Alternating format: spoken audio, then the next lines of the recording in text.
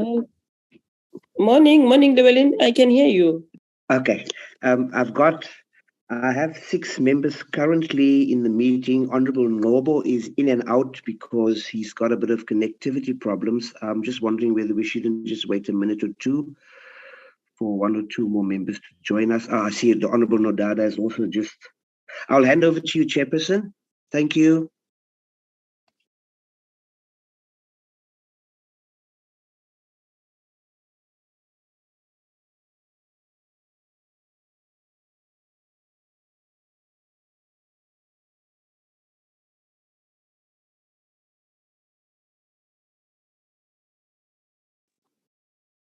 Recording in progress.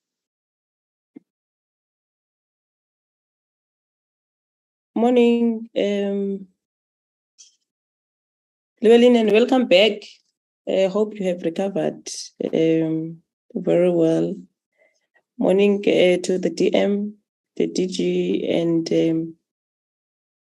everybody that is in the meeting, or members of the committee. Can we have a roll call, Llewellyn? Thank you, Chairperson. I have in the meeting yourself, Honorable Mbinga Gigaba. I have Honorable Duans. I have Honorable Siwela. I have Honorable Nodada, Honorable Van Zyl, and Honorable Sukers. Honorable Nobo, as I indicated, Chair, he's having a bit of connectivity problems on his side, but he's been in and out of the meeting, but as he is now left.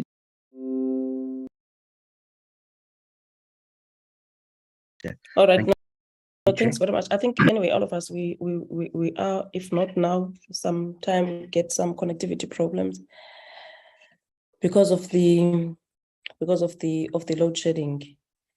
But anyway, can you help us with the apologies? Thank you, Chair. Just to indicate, I've got an apology for Honorable Nobo, who will try and join us when he has connectivity. And then there was an apology for Minister Mutshekga, who is currently abroad, Chairperson, so she's unable to be with us this morning. Thank you. Okay. Excuse me, Mr. Brown, I'm also available. I've logged in. Thank you. Noted, Dr. Temekwayo. Okay. All right. Can you then, okay. Members, here's the agenda. Today, we are dealing with the first quarter report of the Department of Basic Education, 2022-2023 financial year. And then we are going to have the engagement on it. And then afterwards, we will have to consider the Mpumalanga Oversight, and then the report on petition, which was done by Honorable Sukers, and then we'll also consider the minutes of the 13th of September. So that is the agenda for today. Can I note any hands? Can we adopt the agenda?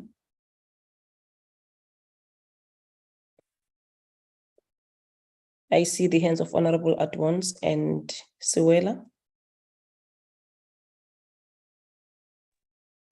Chair, I move for the adoption of the agenda. Thank you very much, Honorable Siwela. Honorable Adwans. Good morning, Chair. Good morning, members. Good morning, DM, DG, and the entire team. And welcome back, Mr. Brown. I do move for the adoption of the agenda as it is. Yeah, seconding, ne? Yeah, seconding, Siwela. Yes, I move to second Honorable Siwela, Chair. Thank you. Okay. All right. No, thank you very much, Honorable Adwans. I see Honorable Siwela, just a lighter note today, he's very audible, so he's not at home. He is not at the Bundus this morning. DM, can I allow you then to lead the department with the overview? Thank you. Good morning to you, Chair. Just 1 minute that you see that you are not talking to a robot. Oh, not 1 minute, all the minutes, GM. Chair, remember, there's a load shedding everywhere. The network is not as good as we'd love it to be. But it's me. Fine, DM. It's fine. It's fine. It's fine. Thanks, DM. Thank you. So, yeah, Chair, maybe before we start with our presentation, just to bring this information to members, I know you heard it over the television that in KZN, the last week, a buggy, there was an accident of a truck and a buggy that left us with a big pain of losing 18 of our learners around the Pongola area. And the Department Basic Education did go together with the Department of Transport and the KwaZulu-Natal Department of Transport and Department of Education to visit the families. The situation really is not good. The schools are so devastated. Yesterday, teaching and learning really could not take place in the schools that are affected. But we are working with social development to make sure that the psychosocial support is given to the learners and their families, because some learners are affected. To find that 2 siblings were in that bike, 1 survived. So that's why I say the families and the children also must get that support. So another incident that took place in the Free State, where we lost 1 learner in Bloemfontein, we are told the learners were playing around the mobile toilets. Then the other one was left hanging there and he passed on. These are the 2 unfortunate incidences that affected the sector in just 2 days in succession, I would say so. So we say condolences to all the parents and the learners and the schools also, because they are highly, highly affected emotionally and psychologically. Chair, we are here today to present the first quarter. We started on the 1st of April until end of June. Our report, maybe to be upfront to members, last year this time when we presented the first quarter, we were at 80%, but this time we're at 67%. What I like about where we are right now is that to us, the reasons are acceptable, especially on ECD, because it's partially achieved, because we received ECD for the first time, especially grades 0 to 4 cohort. Yes, we received them on the 1st of April.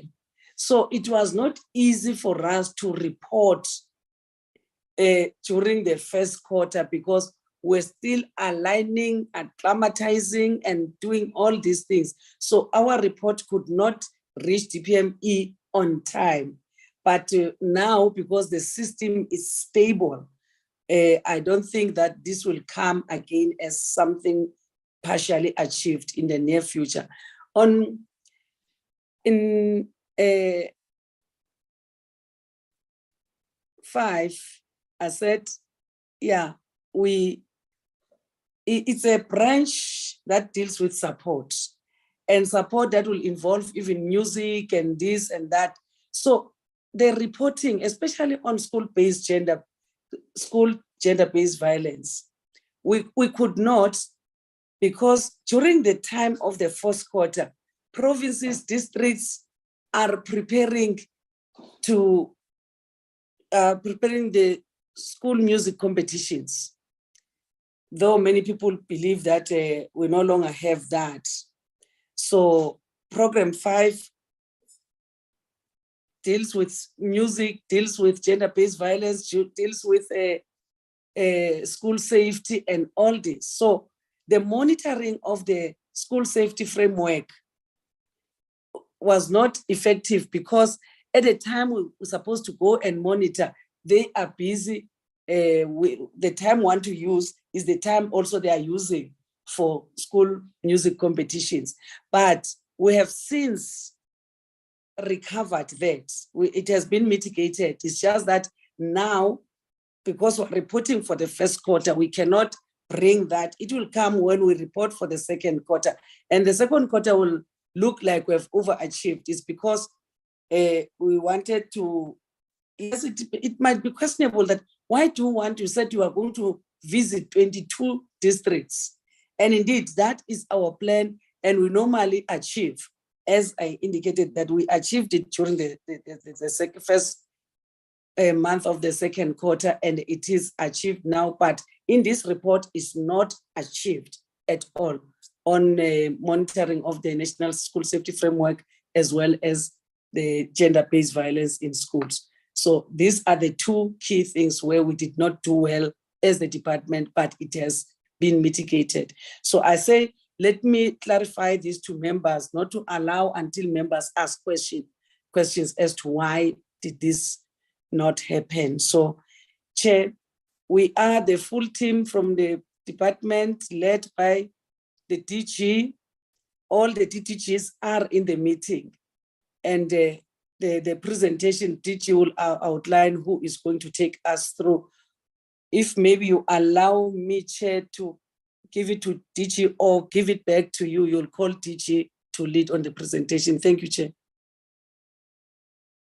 No, it's fine, DM. Thank you very much. DG can proceed.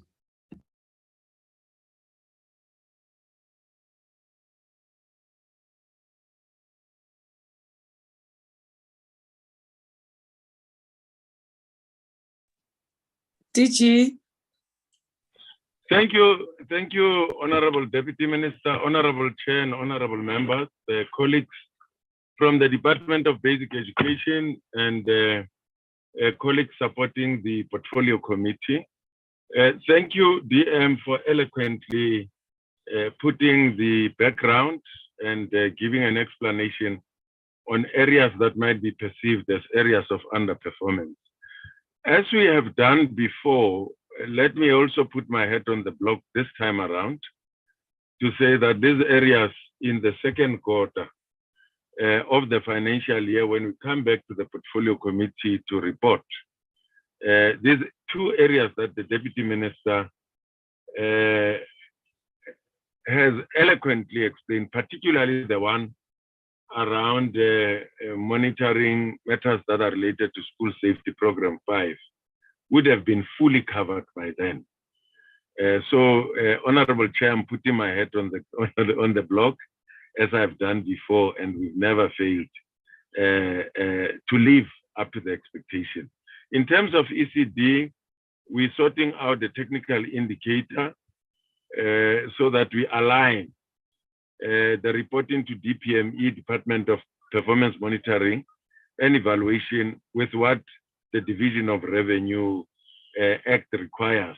The Division of Revenue says you report after 45 days, DPME says 30. So we are aligning the two so that there's one.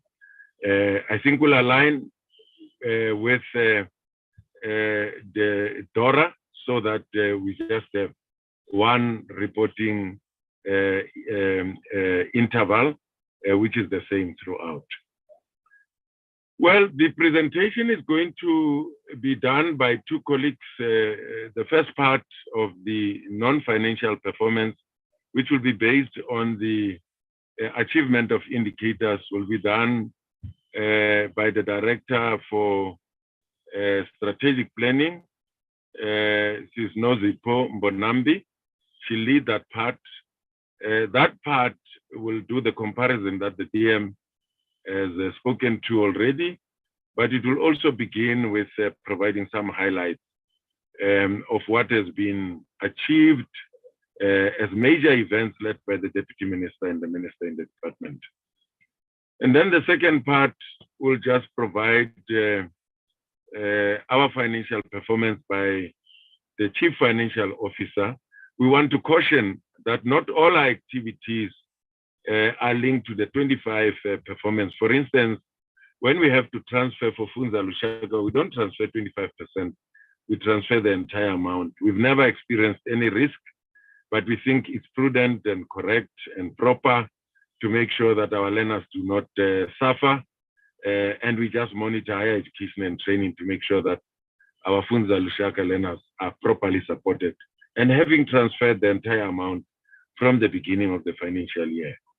So the notion of 25% might not apply across the board. I'm giving this caution, and the CFO will provide even more detail to that. Chair, just on a lighter note, and particularly for the interest of Honorable Murat Setla, I am in Limpopo, as I indicated before, in a village called Matangari, in a secondary school called Palelani. We are monitoring the infrastructure projects of IDT, which is the last but one implementing agent that we are doing this financial year. I'm going to request my sister, Sis Nozipo, to start with the presentation, if it's in order, Honorable Chair and Honorable Members and Honorable Deputy Minister, and to be followed seamlessly by the CFO, who will cover the financials. If that is in order, then can I call Sis Nozipo to start with the presentation? You are welcome. It's an order. In It's the an order, beautiful DG. province of Limpopo. The principal must take you to the chief there. Yeah, he's allowed me to pass through the toll gate, so I'm happy that I'm here. It's nosy, otherwise I'll have to pay a special tax. Well, the DG can't. You can't allow the DG to leave there, the principal, without that center you wanted. Exactly the point.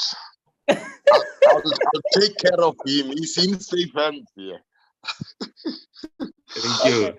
Sis Nozipo, can you make the screen? Can you make this? What do you call it? Just make it the presentation to full on the screen.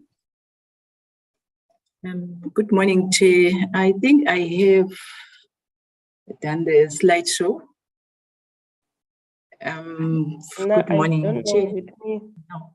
I don't know with other members, but with me it's two. Okay, proceed. Let's see if they complain. Okay. It's the latest version of the full screen, Chair. Asfundanga teaching. Okay, but it's the full screen. Okay, thanks, DG. Good morning, DM, DG, and honorable members. I hope I'm audible enough. As DM and DG have provided the overview in terms of the Q1, I'll be taking you through this. I will focus on part A, which is performance indicators and targets. Post already outlined in terms of first quarter reports, the outputs in terms of the predetermined objectives in the annual performance plan for 2022-23. We have a number of highlights in the department. First one being the minister tabling the budget on basic education, vote 16, and that's happened on the 19th of May this year, which was also first quarter. And the Deputy Minister also, as well as the MEC for Free State, they hosted the National School Nutrition Program, Best School and District Awards at Tabang Primary on 14 June. The results of the Thrive by 5, which is the largest survey in terms of the preschool child development, was released on 8 April. Also, this is part of getting all the data we need in terms of the early childhood development post the function shift on the 1st of April. The TBE has also implemented the 3-stream model and career guidance campaign to familiarize our learners in terms of the various career choices, because we cannot always stick to the academic stream. For those learners who are talented, who are into arts and everything, it helps to have other streams. The exams, the May-June 2022 was written on 9 to 23 May, but that a total of 290,682 candidates wrote the exams, and that included the National Senior Certificate as well as the Senior Certificate. So those are the highlights in terms of what happened in the department. Programs, we've always had 5 programs within the department. And this slide, I think the DM and the DG have well summarized in terms of the achievement and the comparison between the 2 financial years, which is the first quarter of 2021-22 and first quarter of 2022-23. Yes, we can note a decline in terms of the performance due to the reasons that have been also presented by both DM and the DG. In terms of the achievement, the department for 2020-22-23 quarter 1 is at 67% as compared to 80% in the previous financial year. There's 9 quarterly targets and 6 of them have been fully achieved. 1 partially achieved, which is under program 1. It's that one of the reports on conditional grants, but because of the ECD conditional grant, which was only allocated to the department from the 1st of April. Then 2 indicators under program 5 that have not been achieved due to the schedule of monitoring interfering with the schedule in the provinces and the districts. So the pie chart is still showing the same results or achievement in terms of 2021-22 and 2022-23. So this is the slide that provides the detailed the indicators which have not been fully achieved, starting with the 1.1.4, which is the number of Schedule 4, 5, and 6 conditional grants quarterly performance reports submitted to Treasury 45 days after end of each quarter. So as the DG has also explained, the discrepancy in terms of the timelines between the Department of Planning, Monitoring and Evaluation, which is DPME, and the National Treasury. According to DPME, we submit 30 days after end of quarter, and according to the DORA, Division of Revenue Act, the reports to National Treasury are 45 days after end of each quarter. So hence we have this issue in terms of the ECD conditional grant, which commenced in April and was not part of the conditional grants also in the previous year. So the department will start reporting on it in quarter 2.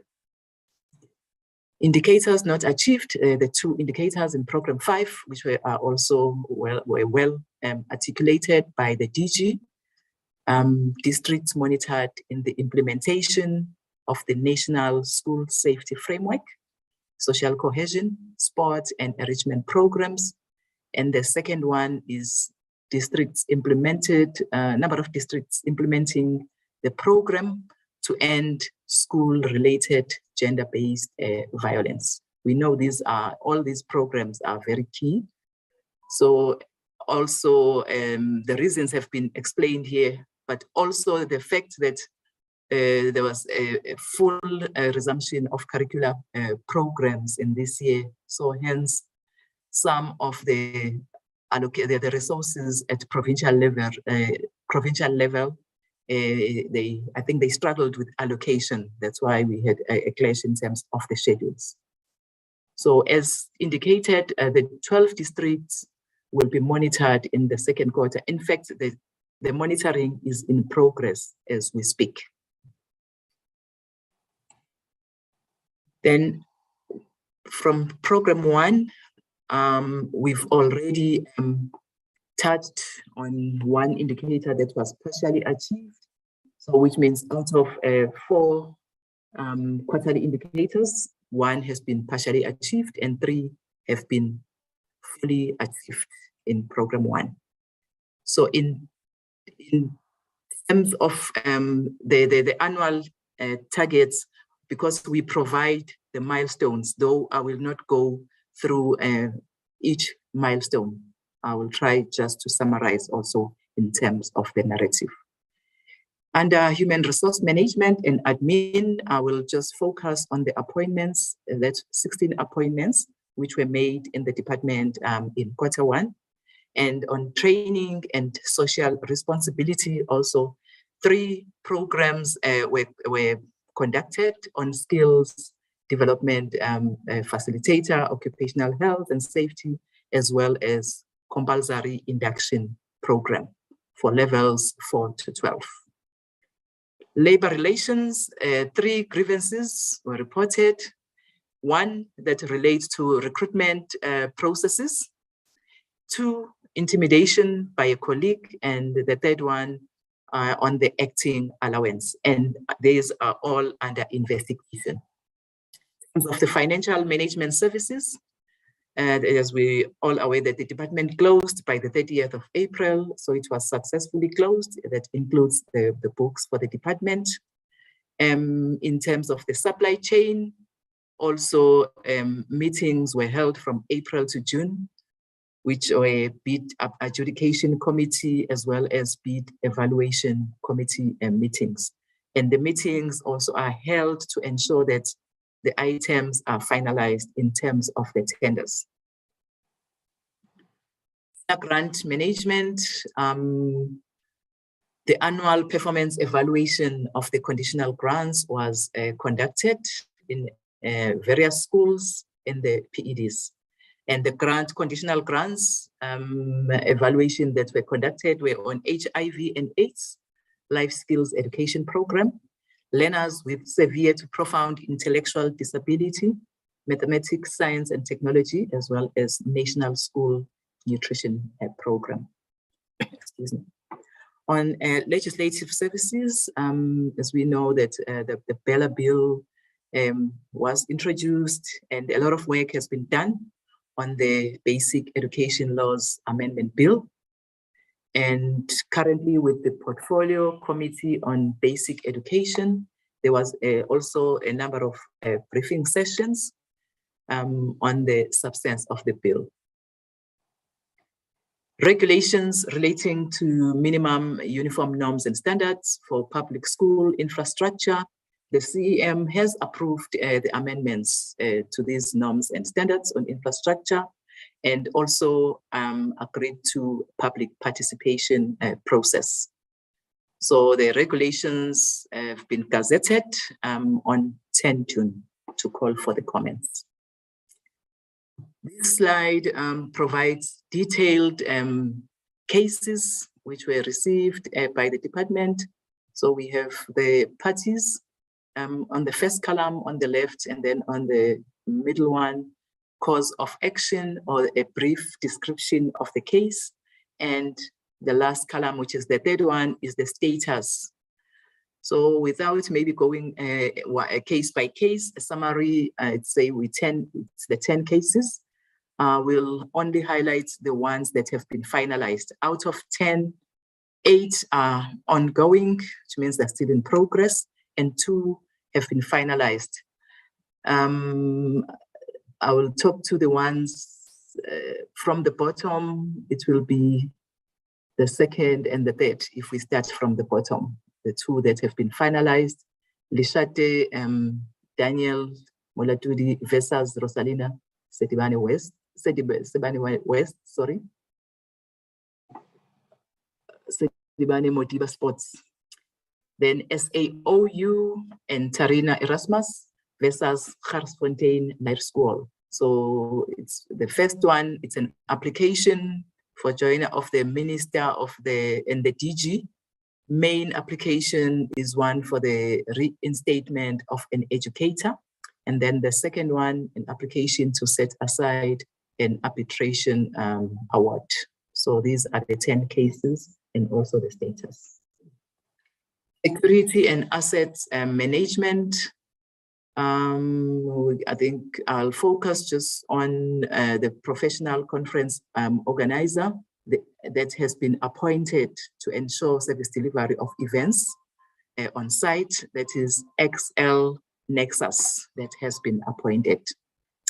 In terms of UNESCO, we know the role of the UNESCO in terms of the education programs, improving education programs and having those partnerships with different ministries, both nationally and internationally. So I will also not go through meeting by meeting, but we've got a couple of them.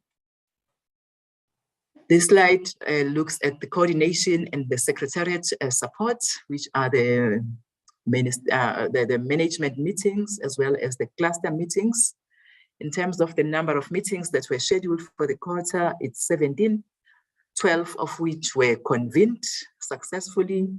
There were additional 3 meetings, special meetings, which were not scheduled, and 5 of the 17 could not be convened, the broad management and 4 senior management meetings.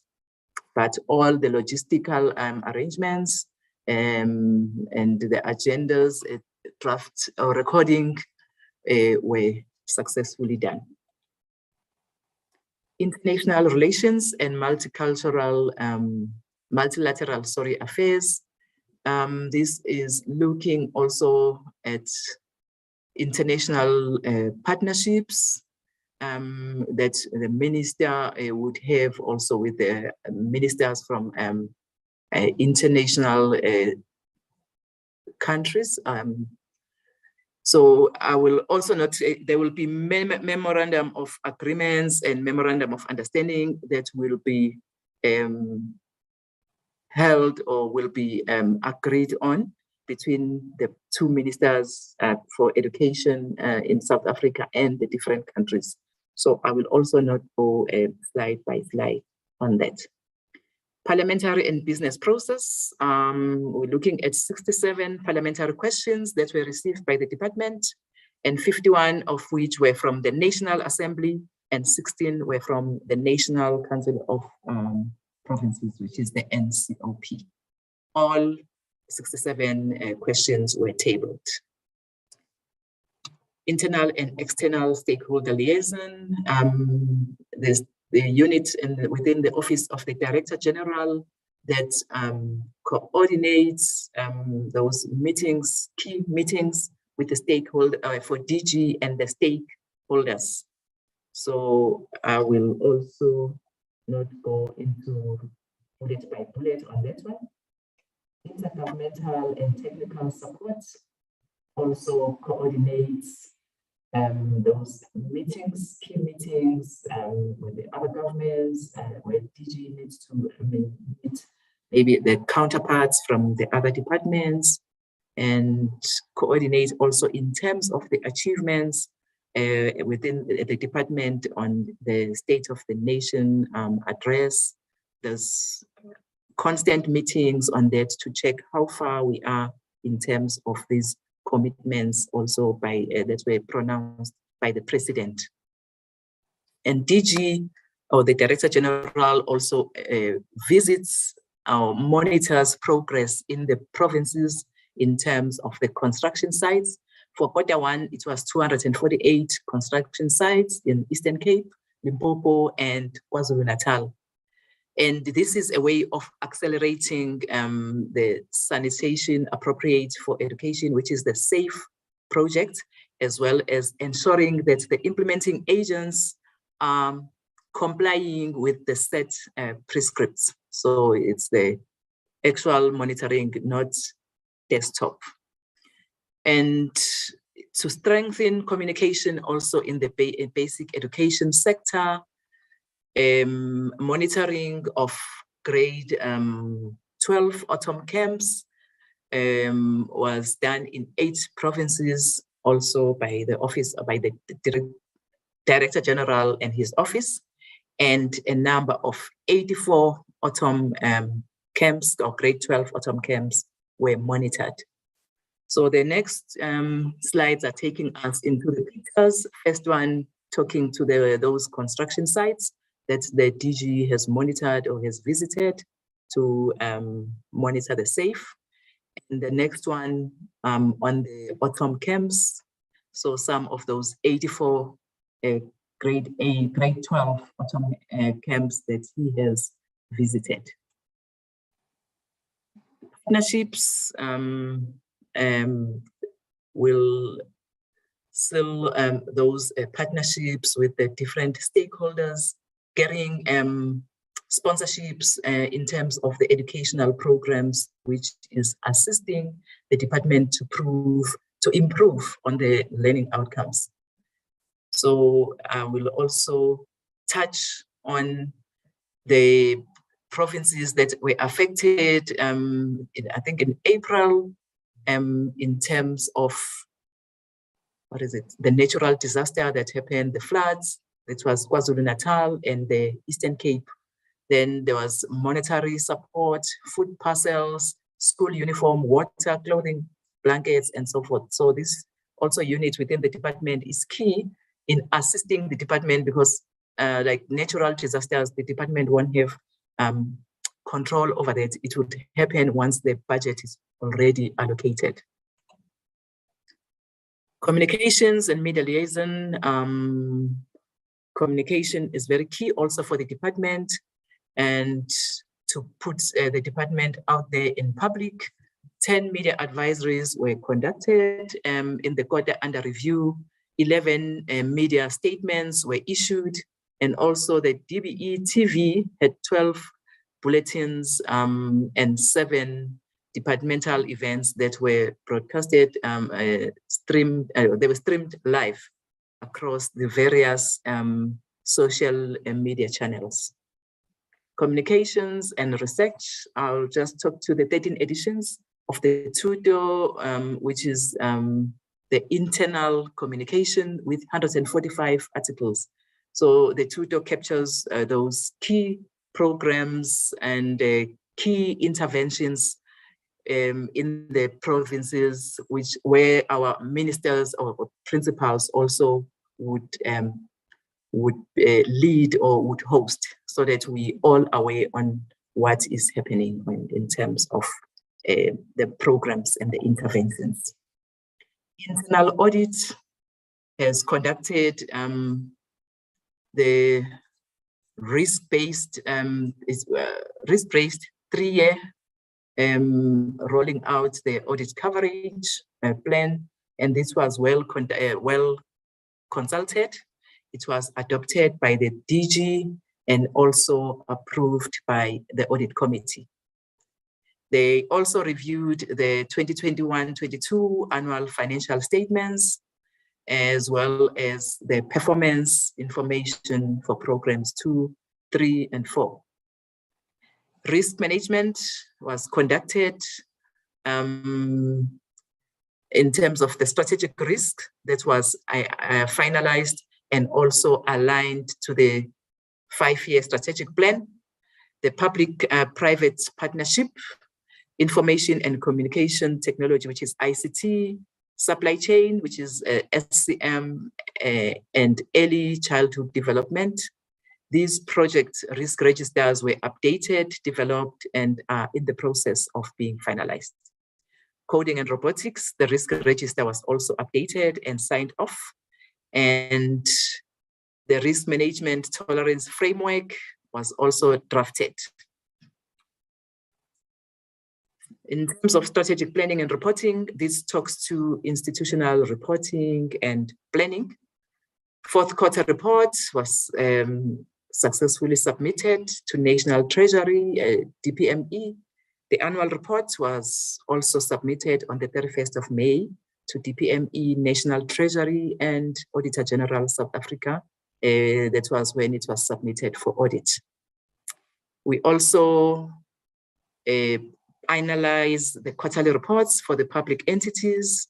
That was done and feedback was provided on 16 May through the Office of the CFO. Branch quarterly reviews were held on 20 June to 19 July. This is to support branches and improve planning and reporting within the department.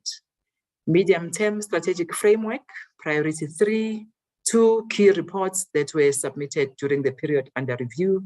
First one being the biannual progress report, and the second one being the midterm review report. From the time the medium-term strategic framework was started, implementation started up to December 2021 because it marked the midpoint of the MTSF. In terms of sector alignment, the department works with the provincial planners through the HEADCOM subcommittee on planning, monitoring and evaluation. And we had a meeting to discuss the standardized indicators, which are common indicators for the sector. And the process is being finalized. Research, coordination, monitoring and evaluation, which is RCME. I will talk to the close out for the program, which is the reading support project, and all the reports and data sets were handed over. Early childhood development, we can highlight the appointment of the service provider in June. And the study is looking at a mixed methods classroom observation in 50 ECD programs. In reporting, DBE and Republic of Kenya have signed a memorandum of understanding. And in terms of early grade reading benchmarks, which is very also important to improve the reading, 3 pilot instruments for stronger benchmarks were funded by Old Mutual, and this was completed ahead of data collection.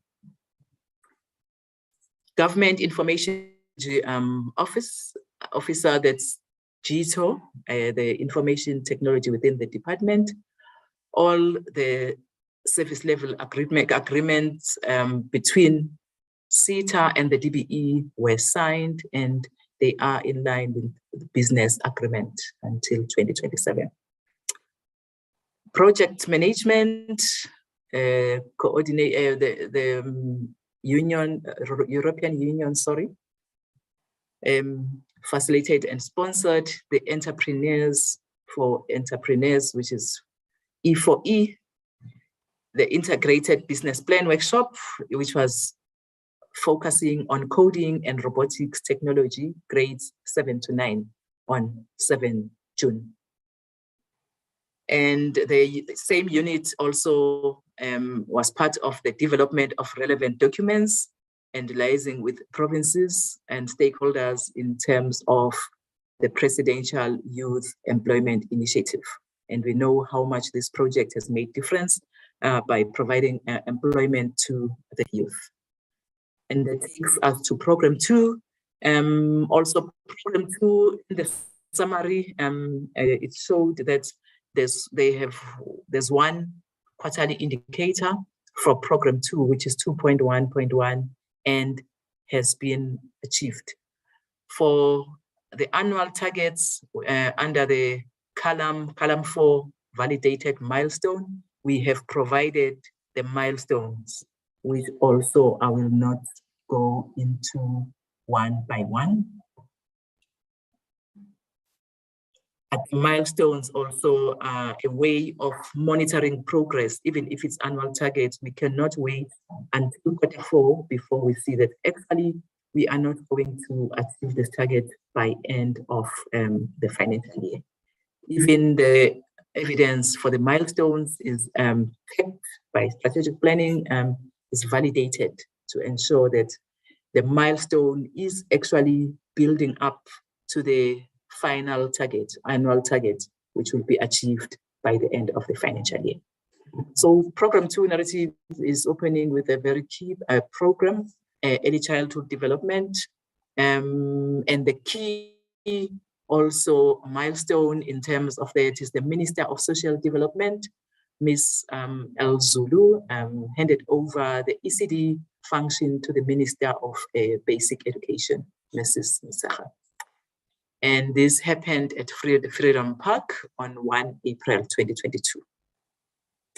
If it was covered under the highlights, the survey, which was released on 8 April. Quality assurance and support systems, that is the QASS, a meeting was held on 10 Feb to update the DBE officials, and also there was inter-provincial meetings on ECD from 23 to 24 June to discuss the related matters. As much as the function shift has happened in April, but the DBE is still working closely with the Department of Social Development. Maths, Science and Technology, which is MST, e-learning and research. I will focus on the marine, the second, third and third bullets. Marine sciences, in terms of the guidelines for the 2022 NSC exams, these were finalized and submitted to Umalusi. Teacher individual training, monitoring and assessment of the state of marine sciences was also conducted. Then the aviation curriculum development, the process plan for the 3 streams model, 3 streams curriculum, compliant curriculum has been drafted. In terms of workbooks, all provinces submitted the signed data to inform printing and delivery of workbook orders for 2023 academic year. I think this bullet will also answer to some of the questions that might come up when the CFO presents in terms of the expenditure for the workbooks. Rural education, I will just focus on bullet number 4, which talks to the establishment of the 12 education centers in Mpumalanga. And the DBE has also monitored the independent evaluation sessions in Mpumalanga, which is 12 to 30 May. The training of teachers and community reading champions also was held on 4 May to 2 June in Northwest. Reading, which is very important, that is also the medium-term strategic framework, indicates that the learners should read for meaning. We'll talk to where we have the bullet number 3, that is talking to working with the National Reading Coalition, where 27,000 books were collected from the 2 universities, University of Joburg, UJ, and University of Pretoria, which is UP, and these were distributed to Limpopo, circuits of Limpopo, Mpumalanga, Northwest. And over and above that, 18,000 of our learners were exposed to reading books during the World Book Day, which was coordinated on 23 April 2022.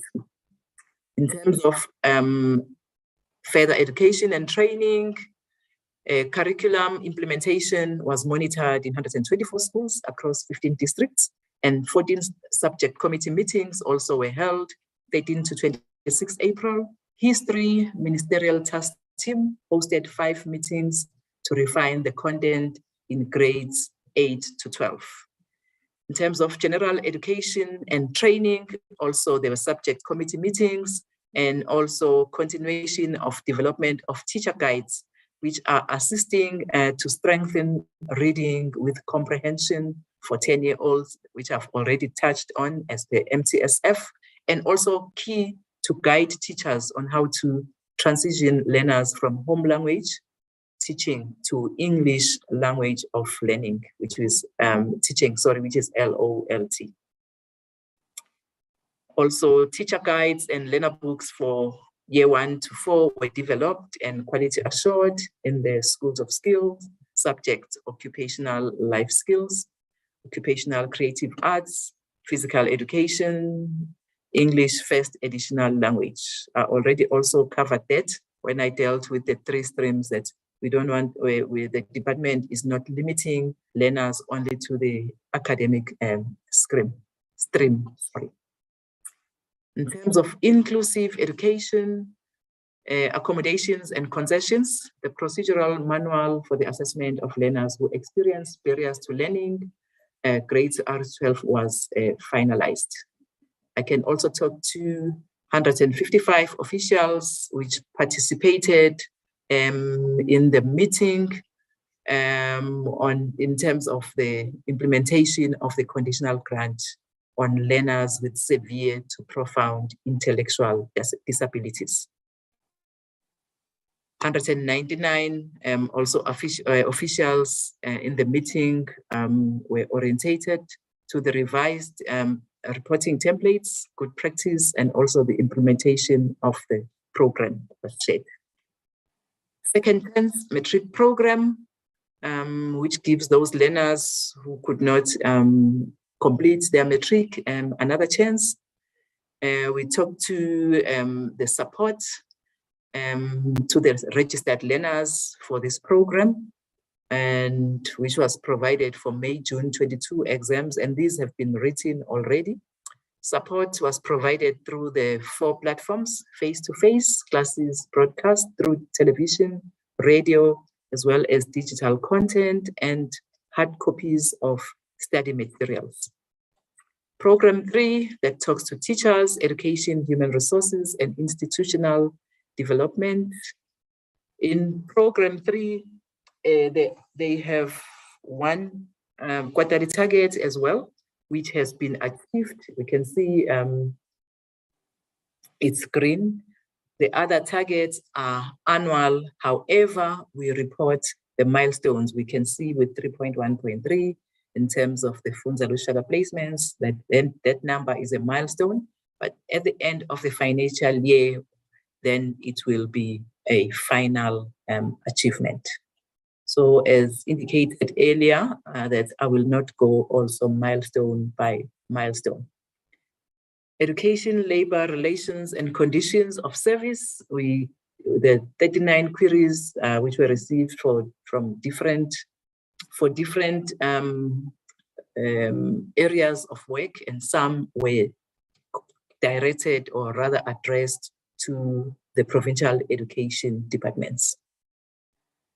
DBE has participated also in a number of meetings, one of which was with Department of Justice and Constitutional Development on the vetting of educators against National Child Protection Register and the National Register of Sexual Offenders. So we know that that's important also to vet the educators. The last bullet, the withdrawal of the policy on the improvement of the conditions of service for educators employed in terms of the Employment Education Act, the EEA 1998. Teacher incentives, known as rural incentives, was completed and gazetted. On this slide, I will focus on the 2 bullets, the second and the third bullets. First one, talking to number of qualified educators, age 30 and below, entering the profession, teaching profession for the first time. A total of 4,488 young and qualified educators were appointed in the post in the PEDs during the quarter under review.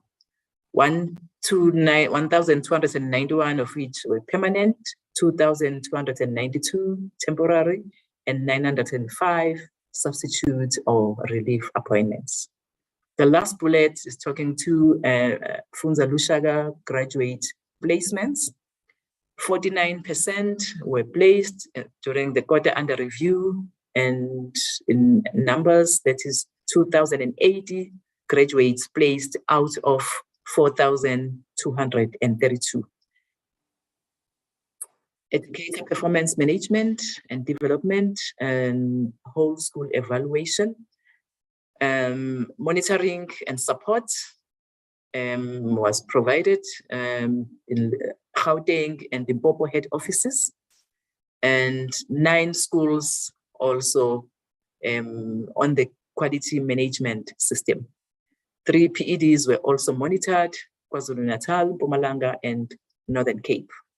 109 officials were trained to enhance school improvement planning and implementation. And in terms of curriculum research, training of content developers and administrators of the online CPTD platform has started and will be completed in the 4th quarter of 2022-23. 31 district teacher development centers also received support from University of South Africa, UNISA, and this will also reinforce functionality in the teacher centers. The following, this slide is talking to the placement of Funza Lushaka graduates, well, in a table form, but I've already covered the percentage as well as the actual numbers in the narrative slide. This slide is reflection of the filling of posts. 101,967 graduates are reflected as appointed in state paid posts on PESAL, with 113 appointments in SGB posts. But the number is still talking to the previous slide, which is 2080 Funza Lushaka placements. This slide is also the same number reported, however, showing out of 2080, how many educators were females that were placed, which is 1,309, and male 771. CPTD, the data or collection tool was developed and sent to the 9 PEDs. In terms of skills for a changing world project, the framework has been approved and endorsed by the HEDCOM. And this framework is describing the delivery of training of teachers on coding and robotics by the Teacher Union Collaboration, which is the TUC. I think I've covered in terms of the framework for the TUC, education management and governance development, the school governing bodies, which is SGB functionality, as well as the availability of management documents. And the templates were developed and distributed to the provincial education departments so that they commence with the surveys. These are 2 APP indicators in terms of the SGBs and the management documents in schools. And the standard operational procedures were also sent and distributed to all PEDs. Initial teacher education, it's the Funza Lushaka bursaries awarded. As a milestone, we have reported 11,012 bursaries that have been awarded. In terms of teacher development implementation, the LAMAP project, which is that French name, the DBE and the embassy, the French embassy, they are implementing this inquiry-based science education project in 5 districts and 5 provinces. Program 4, planning, information, and assessment. This program does not have quarterly targets. It only has annual targets, and we have reported also milestones in the under the validated milestone column. But also to make a note in terms of the 3 indicators for infrastructure, the 0, well, does not mean no work has happened, but because we're reporting numbers on infrastructure, it's 0, but the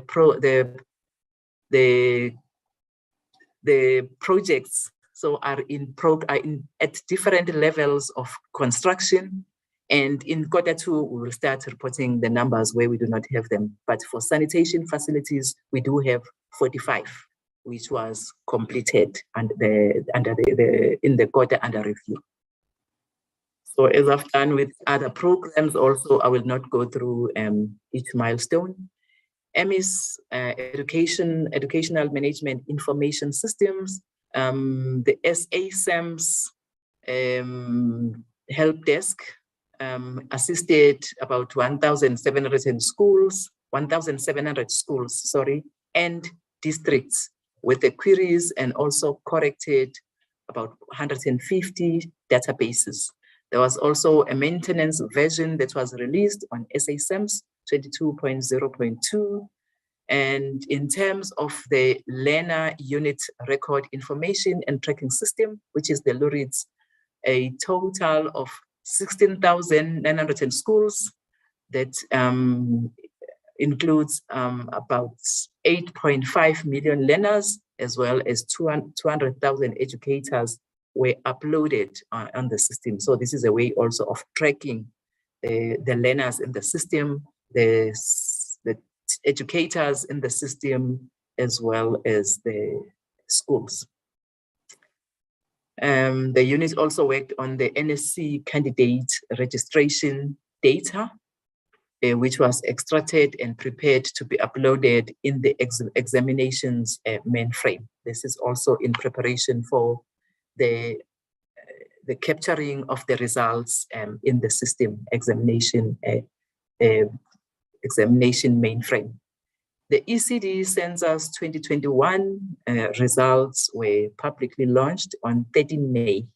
Very important also to have conducted this census so that as we are fully responsible for ECD, we have the data, so which is very key for planning in terms of strengthening the early childhood development in the sector.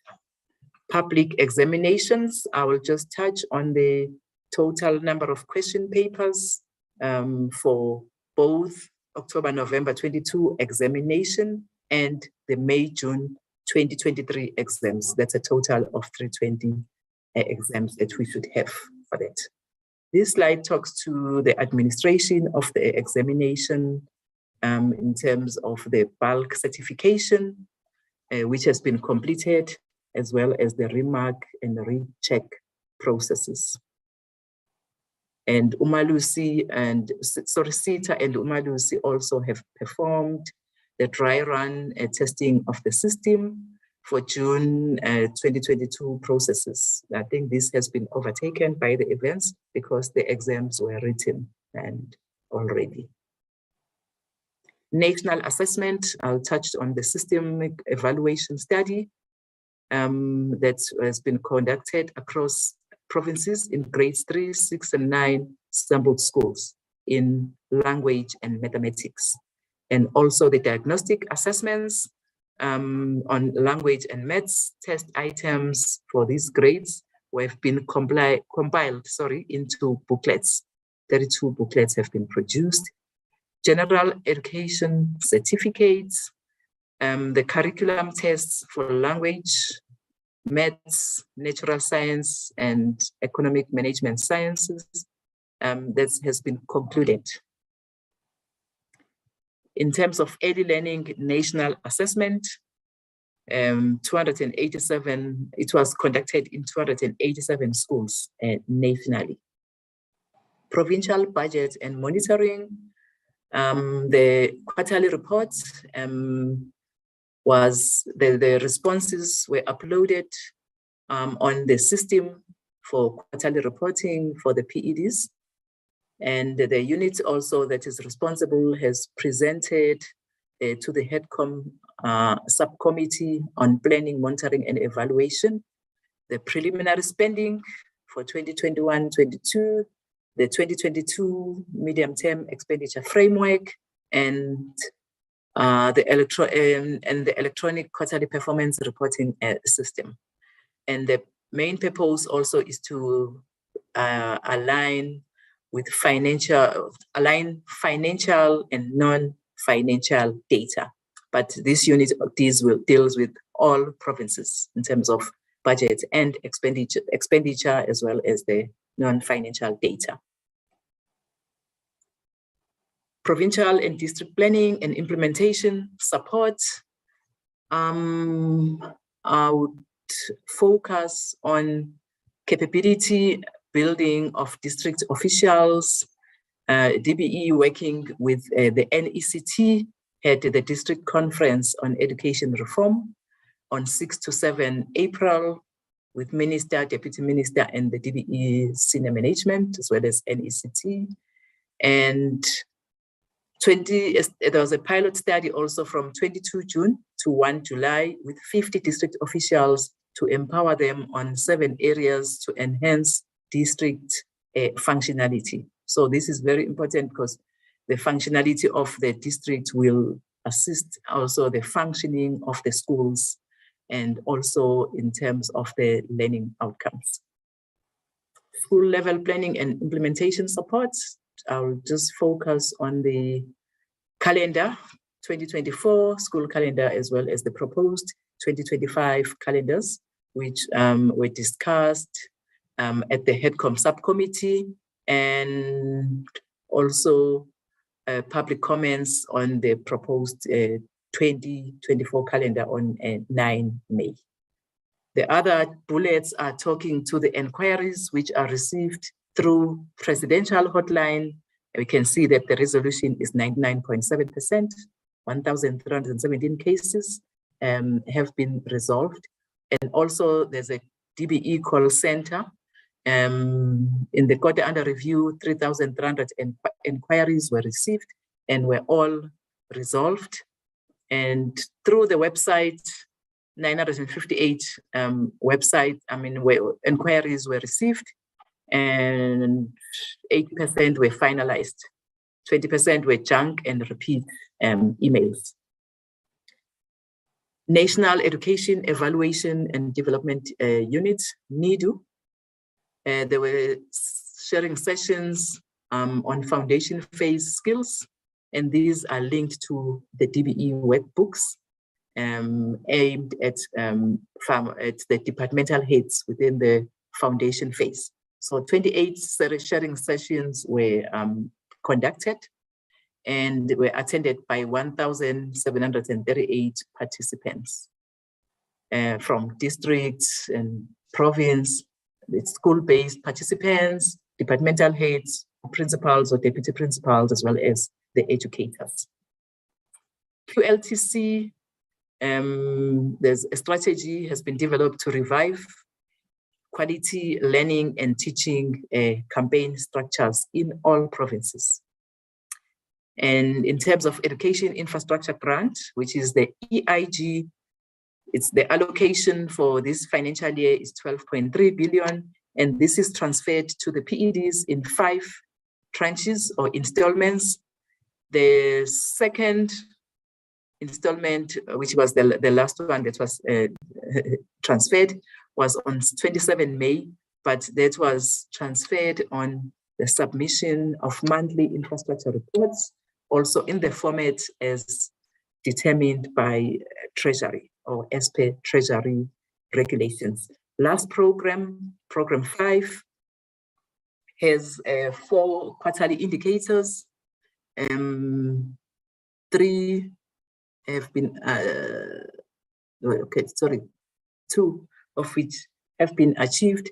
The 2 have already been reflected on by the DM, the DG, but I've also covered in the slide after the status in terms of the achievement. The 2 that were not achieved, 5.1.3 and 5.1.5. However, as a corrective measure, the units responsible are monitoring these provinces as we speak. So the progress will reflect under quarter 2. Safety in education, 10 schools were monitored. This is also referring to the one which is underachieved. Sports and enrichment in education. I will talk to the South African School Choral Estate Fort, which is SASKI capacity building workshops. as well as the ABC Motsepe Saske Provincial Championships, which were held in all provinces. And also there were school sports workshops on 10 June. Health promotion, 19 schools were monitored in Eastern Cape, Gauteng, KwaZulu-Natal, Limpopo, and Mpumalanga provinces. And the business plans have been approved for 2022-23 financial year. So there is a conditional grant on HIV and AIDS. So these business plans are talking to that conditional grant. And the first tranche of provincial allocation was transferred on 14 April.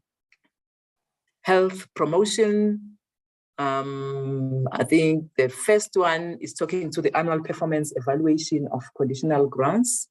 16 schools were visited in Eastern Cape and determined, resilient, empowered, AIDS-free, mentored, and safe dreams. That's the dreams reached 233,843 learners through the scripted lessons, and adolescent young people reached 61,121 learners, providing them with a package of health and social services, and this against 58,907 target, which was set for the quarter. So it has been exceeded. 508 learner support agents were placed in schools through DREAMS initiative, and this includes 56 through government to government, which is a G2G project.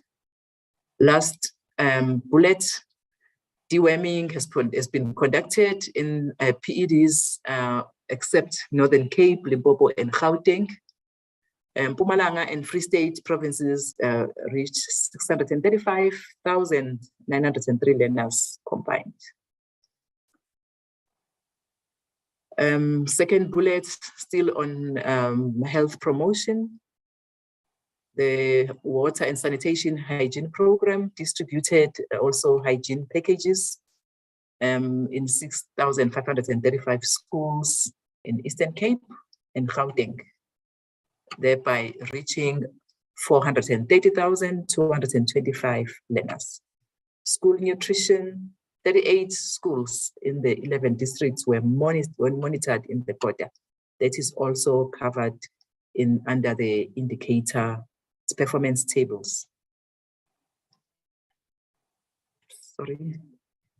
The last slide under performance, this slide is showing the National School Nutrition Program for the first quarter. It's different quintiles, there's 1 to 3, and also showing different categories in terms of schools, secondary schools, special schools, but the total that I will talk to is the last column in the table, which is looking at a total of 9.7 million learners that received meals during the quarter.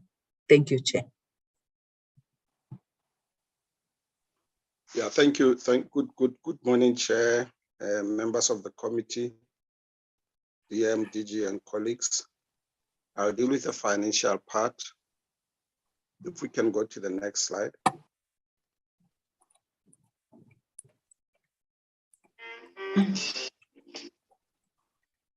Next slide, please.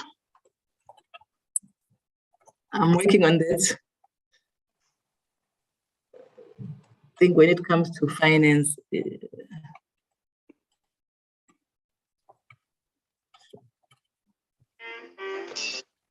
I'm trying to move it. Sorry, therefore.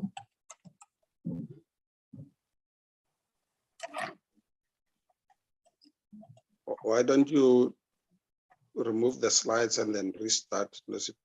Okay, let's see. Let's see. Next one. The next one is the table on yeah, this one. Thanks. Members, our budget for the current year is 29.5 billion, and we spent 31.5%. just to indicate that as a threshold or benchmark, what we do is how we gauge whether we underspending or overspending is to look at the quarter and say a quarter is 25% of the year. So in the first quarter, any material difference between from the 25%,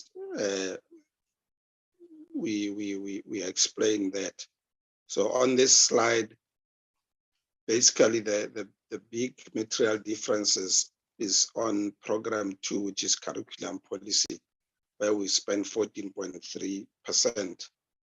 The reason for that is that whereas we budget for curriculum for the full year, the spending happens mainly in the last quarter of the financial year. It happens in the quarter that starts from the 1st of January next year to the end of March. And the reason for that is that these are workbooks for the school year that starts in January next year. So delivery will ensue during the course of the year, but would reach a climax in the first quarter of in the last months of the calendar year, such that the invoices will start coming next year, and it's only in the last quarter that we see the closing of that gap in terms of spending on workbooks. The other major or material difference is on program 3, teachers, where we spend 90% of the budget. And that is because the Funza Lushaka bursary forms a significant part of that 1.5 billion. And those bursaries are paid at the beginning of our financial year, as early as April, so that universities can start funding those students that we have chosen. So that's basically the trend. And so we can go to the next slide. Nosipo. I'll only talk to this slide and the other one. Can you move to the one on economic classification?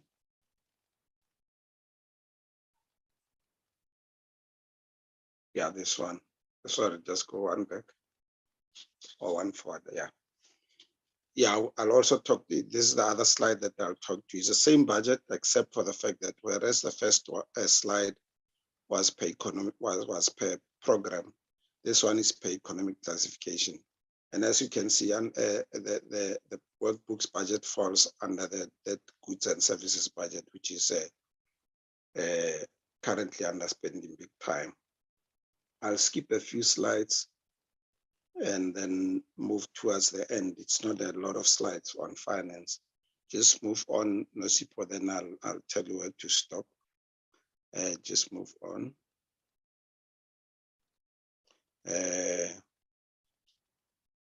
Yeah, these are conditional grants. Yeah, let's stop a bit on conditional grants. Conditional grants,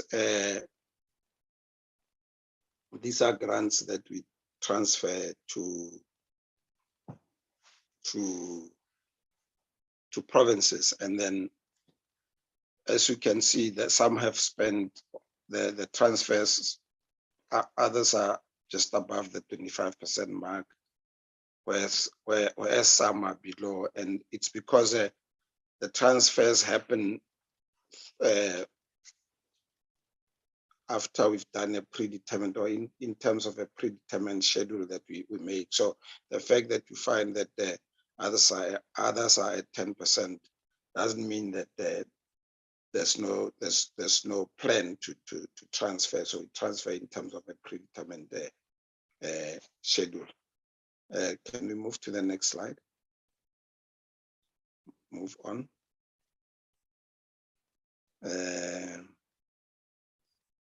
Yeah, these are transfers to entities like UNESCO, The basic ones where we've already done transfers is the National Education Collaboration Trust, NECT, where we've already transferred 33.33% in terms of our agreement with them, as well as the Funza Lushaka. As you can see, as I said earlier on, we've transferred already 100%.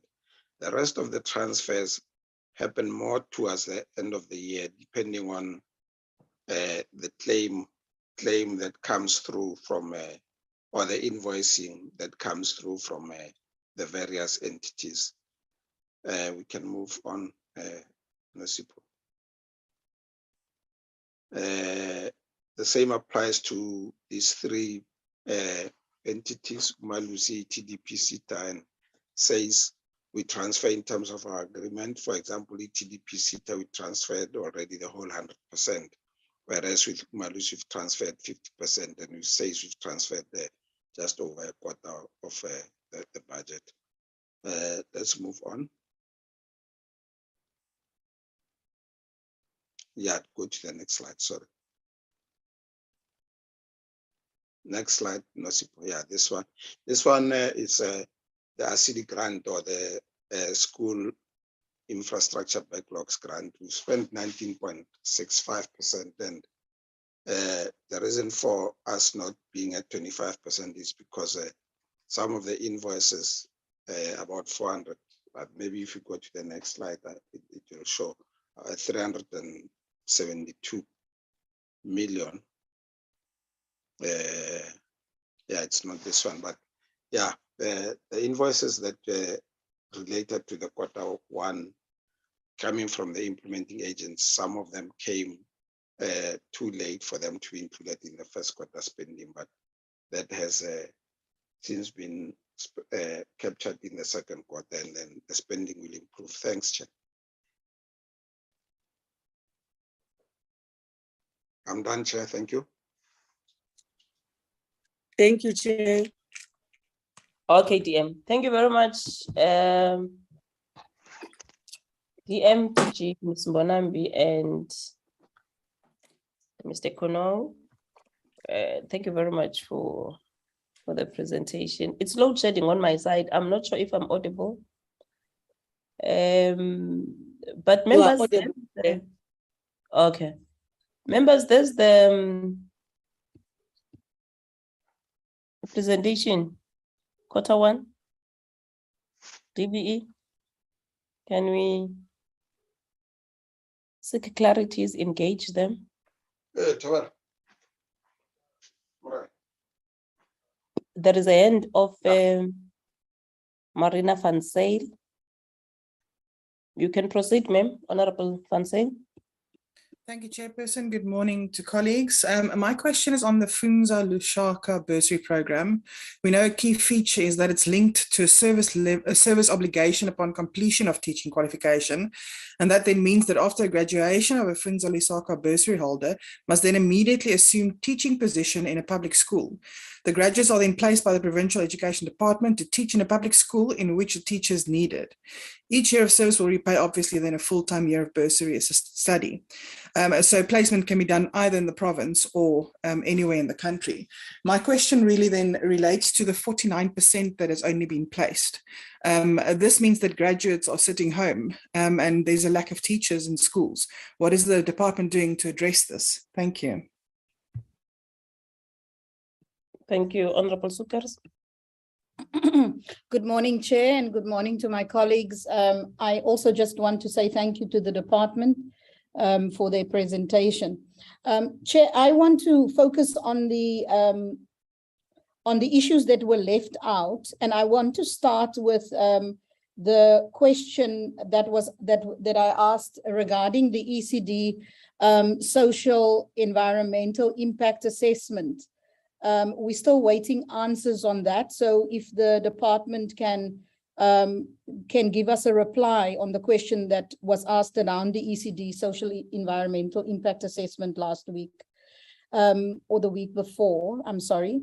The list of things that I would like to get a supplementary report on, or for the department to give the committee feedback on, Several, Chair. The one is the homeschool registration details in terms of where that is at, in terms of capacity building around the delays that my office certainly has received from many of our constituents in regard to how a registration of homeschool education has been a long dragging process. So if the department can give us feedback on that, the comprehensive sexuality education rollout, I know there was one, I assume that was a reference to that around the program performance on program that was mentioned by the previous presenter. Also an update on school closures in terms of where and where that process is nationally, and the ECD registrations and the SGB training and development, and then the NASCA progress, Chair, that is the National Senior Certificate for Adults, and the school dropout that was that the committee has raised several times in the last 2 years, especially throughout COVID. So if we could get feedback on that, and the curriculum catch-up. And then the issue around research, I'm listing all of these things, but I will submit a list to Llewellyn if the department can please provide us with feedback on these. The issue on the research that I have brought up as well previously, and then the issue around donors, it was referred to South African organizations that supports the DBE and education, if we can be provided with a list on that and the type of programs. Then the issue around legislation, regulations, policy frameworks, and the stages of those. As we have seen, Chair, when we had the rural education presentation, we were then told that this is now a framework. So if the department can provide the committee then with a breakdown on the various legislation or regulations and policy frameworks and the various stages where those are, I will back it up with an email for the report, Chair, in case the department didn't get it all. Thank you. Thank you, Honorable Itzia.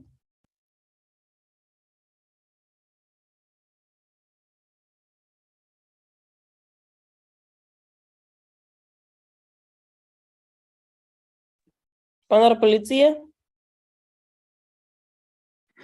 Thank you very much, Chair. Apologies for being interrupted by I will not be opening my video because of that. Even now here on my screen, it says my network is unstable, or my internet connection is unstable, which is bad. I hope you can still hear me, Chair. Yes, you are clear. No, thank you very much, Chair. Maybe let me start with a problem statement. One, Chair, is that we have I have a problem with the placement of Funza Lushaka graduates being put in an APP of the department as a target. Why do I have a problem with this, Chair? Is because we are one country, and one country must have one plan. And I know that the Department of Science and Innovation is putting together one country, one plan document precisely to deal with some of these problems. And what is the problem here? The problem is that, Chair, you have one government that funds different students. Others are funded from the same kitty, from the same government funds through a bursary called Funza Lushaka. You've got the same government funding other students from the same kitty using NSFAS. Same government, one government, providing what you call bursaries to different students. But the Department of Basic Education then prioritizes one set of students who are funded through the same government, but a program called Funza Lushaka, and not prioritizing another set of students who are funded from the same government kit through NSFAS. That is a problem. For me, it's a serious problem, Chairperson, and I think this is something that I'm not sure if the DM have been cut off in and out of the meeting. I'm not sure if the DM is in the meeting. And I would like the DM to assist us on this one. Has this one country, one plan document been presented to cabinet? And how is basic education coming on board in this one country, one plan initiative to resolve some of these problematic issues we're making? And I think I'm specifically asking the DM because I think it's not, it's a problem statement that requires political leadership of the department commenting on instead of our colleagues in the department. So that is one part, because if you look at everywhere we go, Chairperson, whether it's in Northwest, Free State, in Mpumalanga, everywhere, Western Cape, we have a lot of teachers who sometimes approach us on the outskirts of our oversight visits to these provinces, complaining that them as self-funded, them as NSFAS students are not prioritized. In fact, some allege that in other provinces, provincial department freezes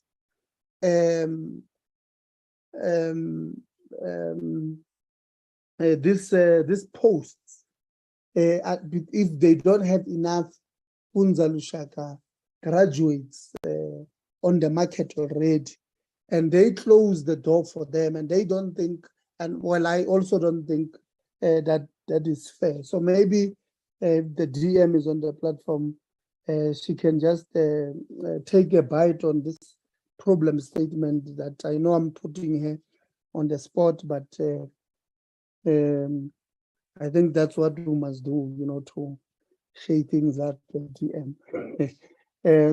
Now to questions that colleagues in the department can take us through. Obviously, I saw on the COVID-19 spending, there was 53.6 million that was, or that reflected as expenditure of COVID at the end of the first quarter. But we know that that was inaccurately captured as COVID expenditure on BAS. And the department used the incorrect code there, and it's in the process of correcting that one. It will therefore reflect the zero. I thought I must just explain that that part. Chair, my question to our colleagues, one is that, do we have schools without sufficient, I'm sorry, Chair, we have schools without sufficient LTSM? If so, which province, which districts, and which schools are those? And again, if yes, how many are those?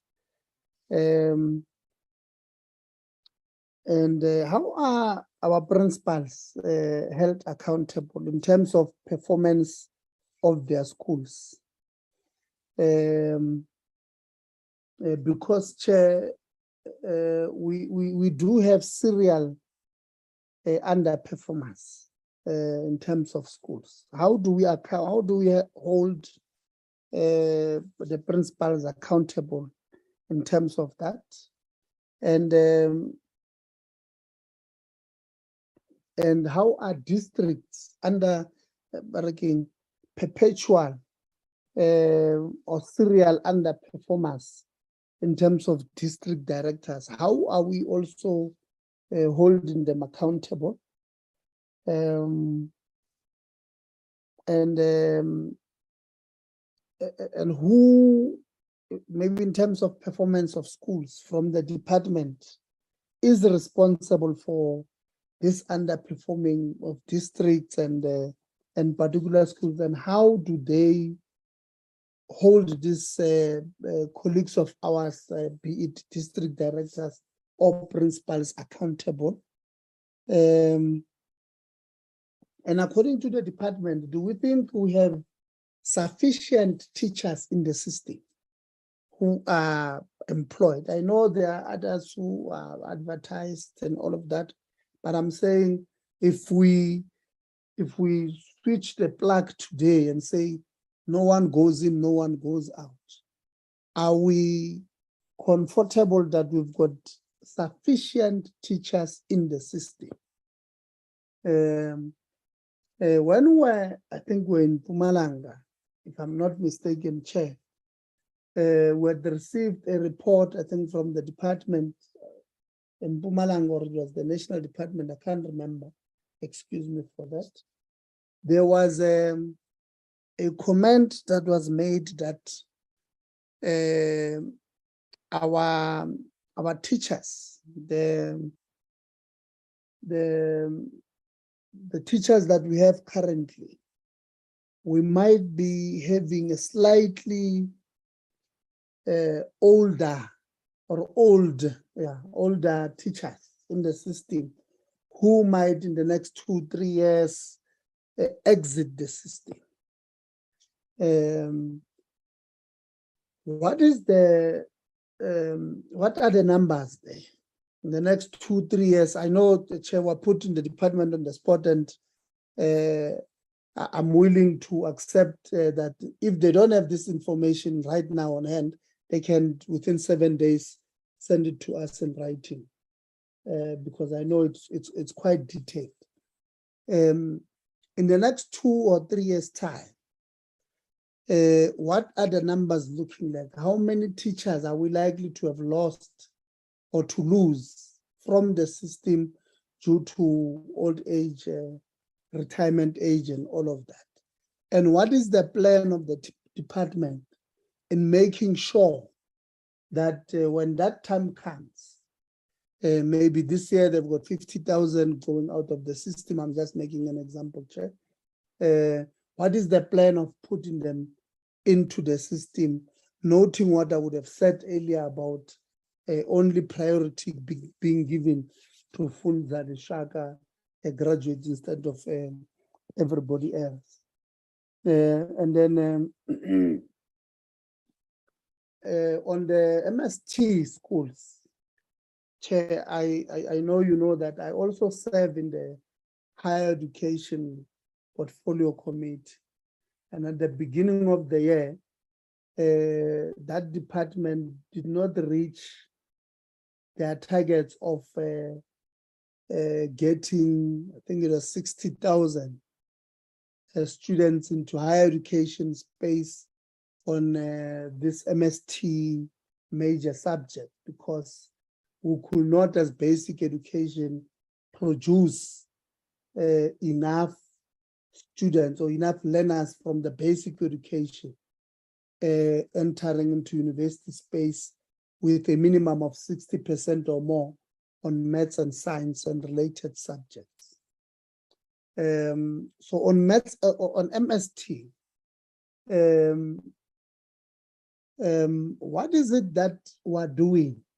I know we went to Mpumalanga, they've got an MST building there which supports 101 schools in Mpumalanga and all of that. But what is it that as the department we are doing to make sure that we are producing enough MST matriculants with 60% or more learners, so that they can enter those MST fields at the university space. And what is it that we are doing with the Department of Higher Education, making sure that where there are challenges, together we're able to mitigate those challenges so that we get our learners into those spaces. Thank you very much, Chen. Apologies for taking long. Thank you, Honorable Suwela. Chairperson, thank you very much for the opportunity and good morning to the honorable members and colleagues from the department. Chair, I want to begin by supporting Honorable Litsi on the matter of student funding, especially when it comes to the prioritization of the teachers that has to be appointed. The department actually prioritizes Funza Lushaka bursary holders over and above the other students that were funded through NSFAS.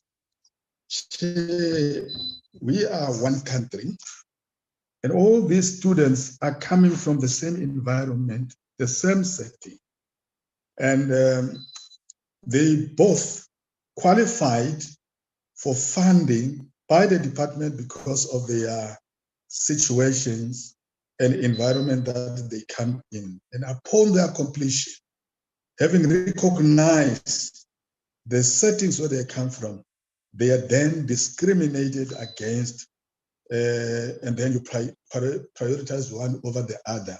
This is unfair, and we have been hammering on these issues for a number of years. But the department seems adamant to continue implementing these policies. For me, this is something that the department has to reconsider and review, because it discriminates against the same people that come from the same environmental backgrounds and settings. And I would really plead with the department to review that and give everyone an equal opportunity to work, because South Africa belongs to everyone, and the Constitution, especially the Bill of Rights, is clear that everyone has got the right to work. So it cannot be the department that creates a discriminatory environment on the basis of who funded you, but all of them having been funded by the same government from the same fiscus. So I submit, Chair. The second point that I would like to ask is with regard to the presentations that we received. Of course, we welcome the presentation. However, Chair, I have the following questions to ask. One, noting that the number of districts monitored in the implementation of the National School Safety Framework, school cohesion, sport and enrichment programs was not achieved. How effective is the implementation of the safety framework, and what are the challenges faced? Secondly, again, noting that the number of districts implementing the program to end school-related gender-based violence was not achieved as well. How effective is the implementation of the sexual harassment policies, and what are the challenges faced? Lastly, which programs are not performing financially at a quarterly level target? How robust are planning and budgeting linked, and do all the programs have clearly outlined operational plans? Thank you, Chair. So I submit. Thank you very much, Honorable Nodada.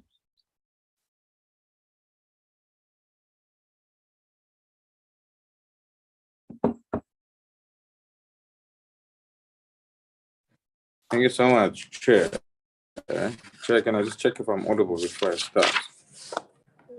Yes. Thank you so much, Chair, and thank you for the presentations from from DBE. I just wanted to check. I think we've gotten the explanations around the shortcomings on the report. I don't think I'll go into any of those per se. But obviously, it's just to wait for those reports from ECD, that those 7 reports that will be delivered on ECDs, and maybe would get much more better feedback on those particular targets. But I just wanted to check quite a few things, actually, Chair. I might juggle around 1 or 2 documents as I speak. But the first one would be in terms of the 3-stream curriculum model that has been mentioned. It also, there's some highlights that have been indicated by the presenters about the DM and the DBE basically launching some of these career guidance streams.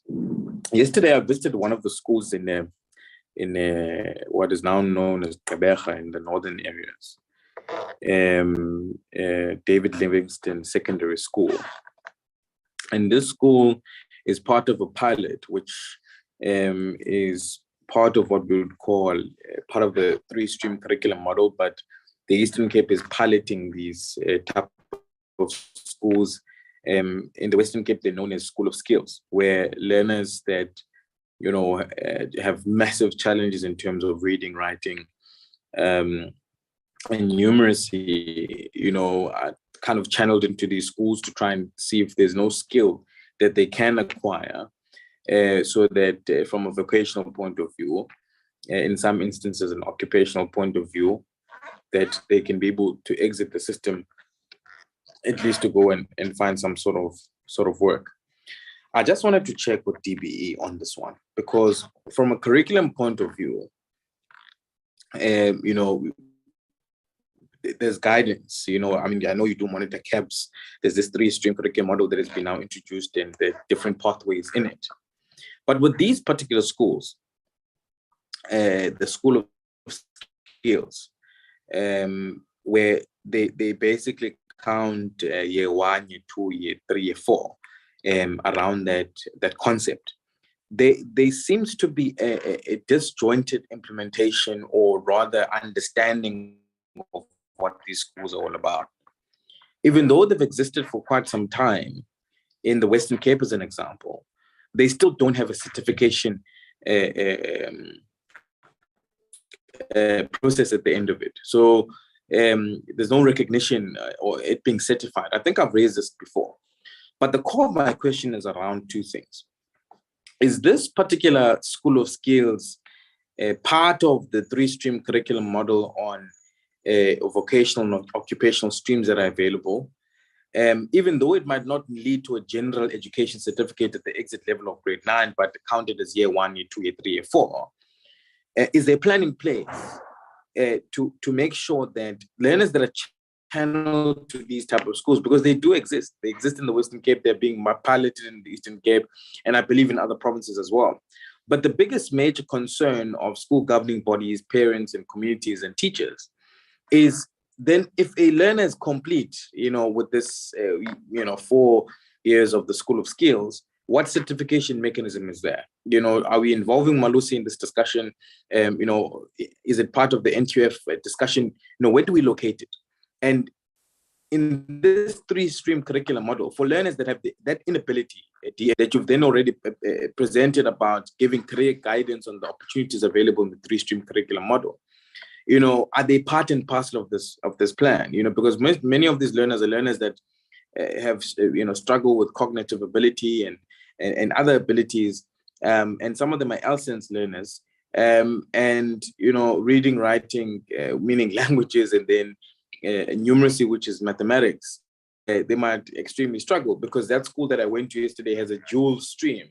They're trying to pilot this School of Skills, but at the same time, they've got the academic stream available, but without the maths, the science, the accounting, it's just history and tourism and so on, to try and accommodate these type of learners. But even that, they're failing. So I wanted to just have a full understanding on that. If there's a need for me to maybe craft my questions in a way in which you'll better understand them written-wise, it will help. But I would really, really like to understand where do these schools fit in the 3-stream curriculum model? Are they streamlined, or do provinces have the autonomy to kind of decide on how they best pilot these? And then certification-wise, what is the outcome in terms of that?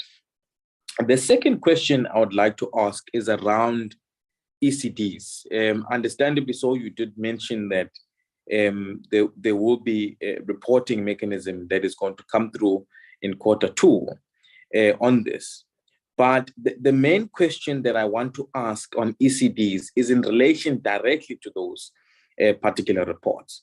There's obviously legislation that is before us, which we are processing as the committee, that basically says, we want to make grade R compulsory, which, is fully supported based on research that has been done across the globe on the impact of that.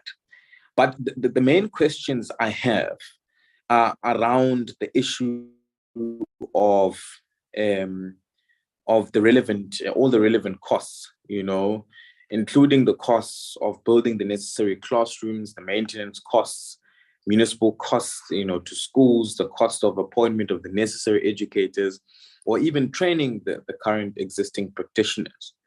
Is there a discussion with National Treasury on the full availability of this? Because, we can make policy and sit and make legislation here, but if we don't implement it in the ground, when we do our evidence-based evaluation of our policy and the impact that it then makes, it then becomes important for us to make sure that the resources that need to be allocated to implement this policy are available.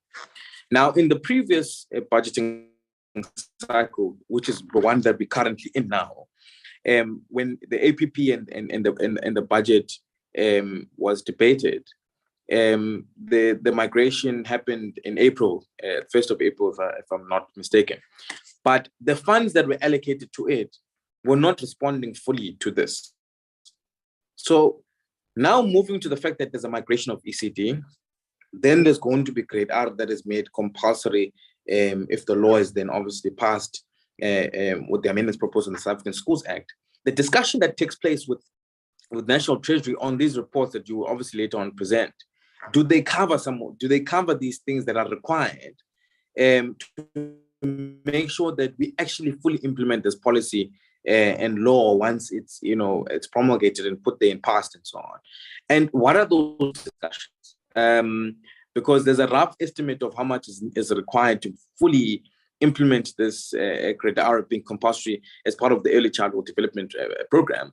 And if there are no funds available from a National Treasury perspective, it means that we're basically making a policy that we won't be able to implement or fulfill. So a comment on there, unless you're saying there's much more detail on the reporting that you'll submit at a later stage. The third one is around the increased violent behavior in schools. And I see there's an NSSF plan that has been put in place. But I want to check a proposal that we've been discussing of late with some of my team, and is that we obviously know that there are various reasons why there could be violent behavior or untoward behavior in schools by learners, and so on, based on the environment and other factors that can contribute to that. But the question is twofold. Last year, at some point in time, I proposed that the department look at the possibility of having or district safety plan in place, especially in hotspot areas where violence can be prevalent, or there's a ticking time bomb because of our socioeconomic environment and other factors. I mean, there's studies that are available there from other departments. I want to check whether that exploration has been done on how do we mitigate on the safety measures in school from an external point of view. So that's one. The second one, from an internal point of view, I do think there's a high time that we engage the Department of Higher Education, Science and Innovation on the placement of social workers and psychology students to schools that are high-risk areas on these behavioral challenges. Let me explain what I mean by that.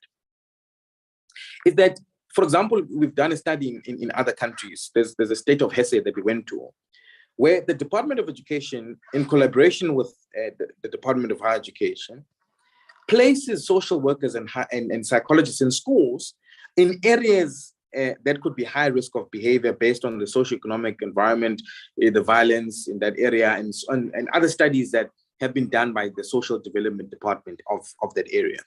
And in this collaboration, you are trying to offer a service to mitigate the behavioral challenges of those learners in that environment. It doesn't mean you cut across the board, but these social workers and psychology students are normally placed in hospitals and they're placed in some areas that, you know, the need might not necessarily be as high as we now require in schools. And we've seen, you know, the growing violence over the years, not even just the recent ones that you've reported on in this presentation.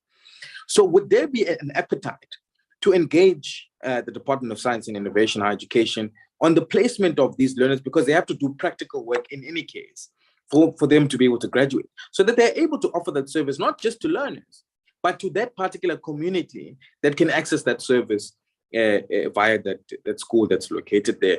And maybe, you know, we might, you know, try and mitigate some of the challenges. It's not the only solution, obviously, but I do think it's something that we need to look at as best practice, like I've mentioned, seen it work nicely in other places. And then in terms of the legislative services, I won't go into the BELA, I won't go into the infrastructure norms and standards, and I won't go into the other ones that I mentioned, because those things are currently being processed. Payment, the target here is said to be met, but there are still cases of non-payment that, you know, that are being processed in court. And, you know, the key question really on this issue of non-payments on time within the 30-day period is basically to just ask as to the cases that are currently being processed. Do they happen, for example, in these legal cases? What are the circumstances of them, first and foremost? But how much, you know, money does it entail? You know, well, and has there been consequence management for those that have transgressed on this, considering that there was a qualified audit and there were recommendations that have been made by the Auditor General to the department on some of these issues? And maybe you can update us on the status of those and whether there's been progress or has been action taken on that. And I want to link this question to the implementing agents report. I do think, Chair, we do require, because there's 248 projects, I'm assuming that you've presented in one of the slides, that have been monitored around the implementing agents. But I do think there needs to be an analysis, again, I've raised this in the past, of the implementing agents that are responsible for these infrastructure projects in schools, to check what was the initial amount set out to build those particular schools, and whether those implementing agents have been able to meet the timelines of those, including them submitting what is required of them, so that there's no missing of payments on the other side. But more so than anything, what was the full cost of the project at the end? Have we overspent on these projects? Have we underspent on them? Have we broken even? To check whether there is effectiveness in using this model of implementing agents as set out in the department. And there's quite various implementing agents that are there, Public Works and others. Because even the school that I went to yesterday started being built in 2015. But the closeout is set out to be the 22nd of November. And I can guarantee you, from what I could see yesterday, that school won't be completed by then. You know, is there a deliberate way of which projects are being extended, which then charms in the fiscus of the department in terms of the allocation of the grants that are available to build these schools? And it's something that we need to look at. And linked with that, DG, could you maybe also update us in terms of the special purpose vehicle that was mentioned in SONA, on infrastructure, on where are those discussions now? Because the last time you engaged the presidency, you engaged public works, but how do they impact and how are they going to work for the Department of Basic Education, considering that there's this safe program, there's this ACD program. Obviously, SAFE is not going to complete all the schools that have pit toilets, but obviously there's a need for another intervention. How is it going to work? Are you going to continue with those programs, or is another mechanism that is going to be used in place to try and mitigate those challenges?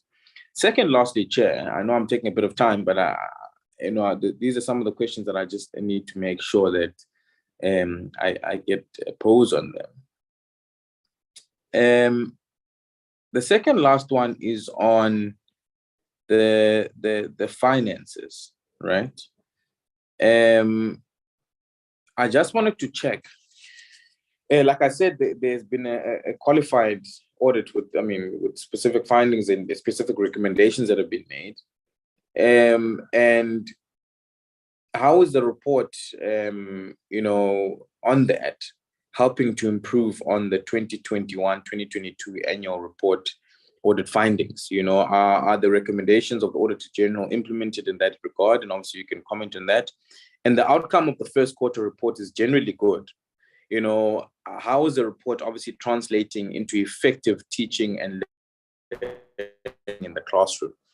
And I asked this because sometimes we set targets. I even marked here a target of misconduct. There was one case, I think, for this one quarter, and I had two question marks. But obviously, I'll deal with that when you guys come present your APP and budget at a later stage on how we deal with some of the targets. But the question is, with the report being generally good, is there a measurement of the effectiveness in the classroom, and how is that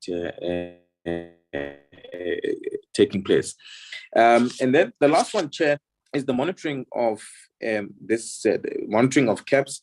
But I want to then link it to the three-stream curriculum model again, DM. Is there monitoring of the uptake on the streams that are available? Because I know that some stuff are still being uploaded on the website, on the DB website, and I was assured of some of them being updated. But how do we monitor the uptake that is available in those streams? And if we do, I think at a later stage it'll be interesting just to see what the uptake is, because sometimes we want to talk about the dropout rate, and we need to be able to talk about it in relative terms, because some learners choose certain streams, some exited grade 9, some are in the School of Skills. So those that might have started grade 1, we need to be able to locate them so that when we talk about the senior phase problem, from grade 10 to 12, the NSC problem, we are able to talk about it relatively. So it will be interesting, the uptake in those streams, and where learners end up, in TVET colleges and other places, so that we are able to look at the real challenges that we do face when it comes to dropouts. I think the other questions around Funza Lushaga have been fully covered from my end. But the only remaining nut that I could say, because I got the report previously, is there an improvement in terms of, because we've got a massive problem of the professional development of teachers and making sure teachers are qualified to make sure they implement this three-stream curriculum model that has been provided to us. The Funza Lushaga bursary obviously has specific targets of how many maths and science we want for each province. There's a full breakdown on all of that. And there's been a question about allocation. So I'm going to wait for that response and see whether my question is relevant or not. But in terms of the skills that are required now in the curriculum, do we factor that in our Funza Lushaga uptake of learners, of students into universities, so that they can come back and feedback that knowledge on that curriculum streams that are available to learners? Thank you so much, Chair. Sorry for taking so long. I know that many questions are maybe outside of the first quarter report, but I thought it would be relevant because some of them have been presented by the presenter. Thanks.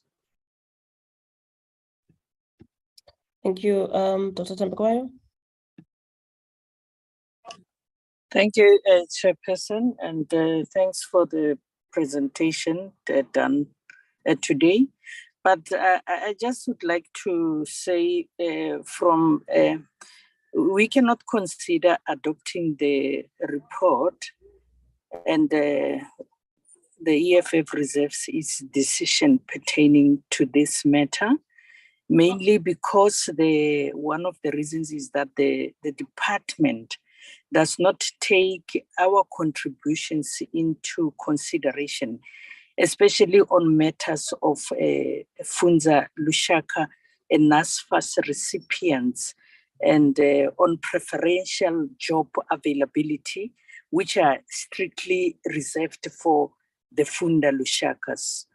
And secondly, to ask a question, there was a mention on Lamak, something Lamak, to say there are 5 districts and 5 provinces which are included in this project. To ask a question to say what guided the department on choosing their preferred choices of 5 districts and 5 provinces. And what if the results anticipated would not be the same at the 4 remaining provinces and or the districts that are not included in this project? The same applies to a reflection of how well the NSC is placed internationally. Whereas most learners still exist the system without needed skills as compared to a country like Zimbabwe. How do you ensure that skills sets are compulsory and form part of the NSC? The following question: what is the value of NSC certificate towards the growth of South Africa's economy? Pertaining to social cohesion, which has been a problem in South Africa and continues to be, how will social cohesion be included in the curriculum, since in the 3-stream curriculum, there is a problem of inclusion of the subject history into it? So how will it be included in the curriculum to be part and parcel of the history as a subject? And lastly, to say, I definitely agree with the other honorable members on the problem that is contradictory or that is causing a problem in South Africa in connection with the inclusivity or exclusivity of the Funda Lushakas and the SAFSA NSFAS recipients. Thank you, Chair. Thank you, Honorable Atwans. Thank you very much, Honorable Chairperson, and let me also join members in appreciating the presentation of Quarter 1 of the department that was presented to us. Chair, and also thank the Deputy Minister for being brutally honest on the non-performance on some of the targets that she presented in her opening remark of before the presentation. I think it shows leadership and also acknowledgement of their own shortcomings. And as they present this reports to us, it's not only about reporting, but it's also about accountability. And we'll continuously monitor the performance in the next coming quarter, as they have, indicated that there are challenges and shortcomings in implementing fully those their targets in the first quarter. Chair, I have a few questions that I would want to pose that are emanating from the presentation. The first one is with regard to the school sports. There's a report that Deputy Minister did with that there is that thing that there is no school sports anymore, but there were school competitions or singing competitions that took place. And I think we also we saw that happening all across the country up until the national level. And we really congratulate also those schools and learners that participated, and hoping that other schools will also, copy and follow suit. But there's also a need to improve on that, because there's a lot of social ills that are happening, in our communities, including in our schools, and some is because of the, lack of other extra mural activities that are not taking place anymore, that were disrupted by COVID-19, when the country had to close down and there were no any movement and any sports that was activities that were happening. But because now we are back to normal, I think there's a need to really improve on the sports a part in the school. But my question on that one, it will be that how is the department working with municipalities to access the school infrastructure grant developments to improve implemented in schools as children of the communities, as I indicated, that they need to really have such programs happening around their communities, and also participate in school sports. And the second question, Chair, is on the financial side of the report, Chair, of which I would want to understand whether the department receive plans of implementation of grants before allocation of funds on project planning, if it is done post allocation of funds, with understanding that obviously the transfers are not happening all at once. They are given to beneficiaries or recipients as in trenches all through all the quotas, as indicated by Mr. Kuno. The second question, I would really want to understand that does the department have a quarterly expenditure plan? And if so, why is the reporting not inclusive in the budgeted expenditure and the actual expenditure? And my last question will be on the department, whether they support provinces in their during their planning, and also to ensure that they use their grant allocation adequately and efficiently. Those are my questions, Chair. Let me pause there. Thank you very much.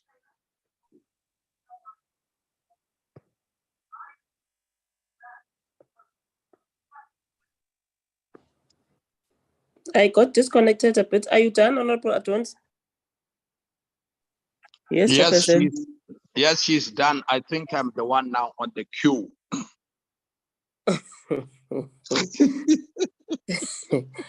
Proceed.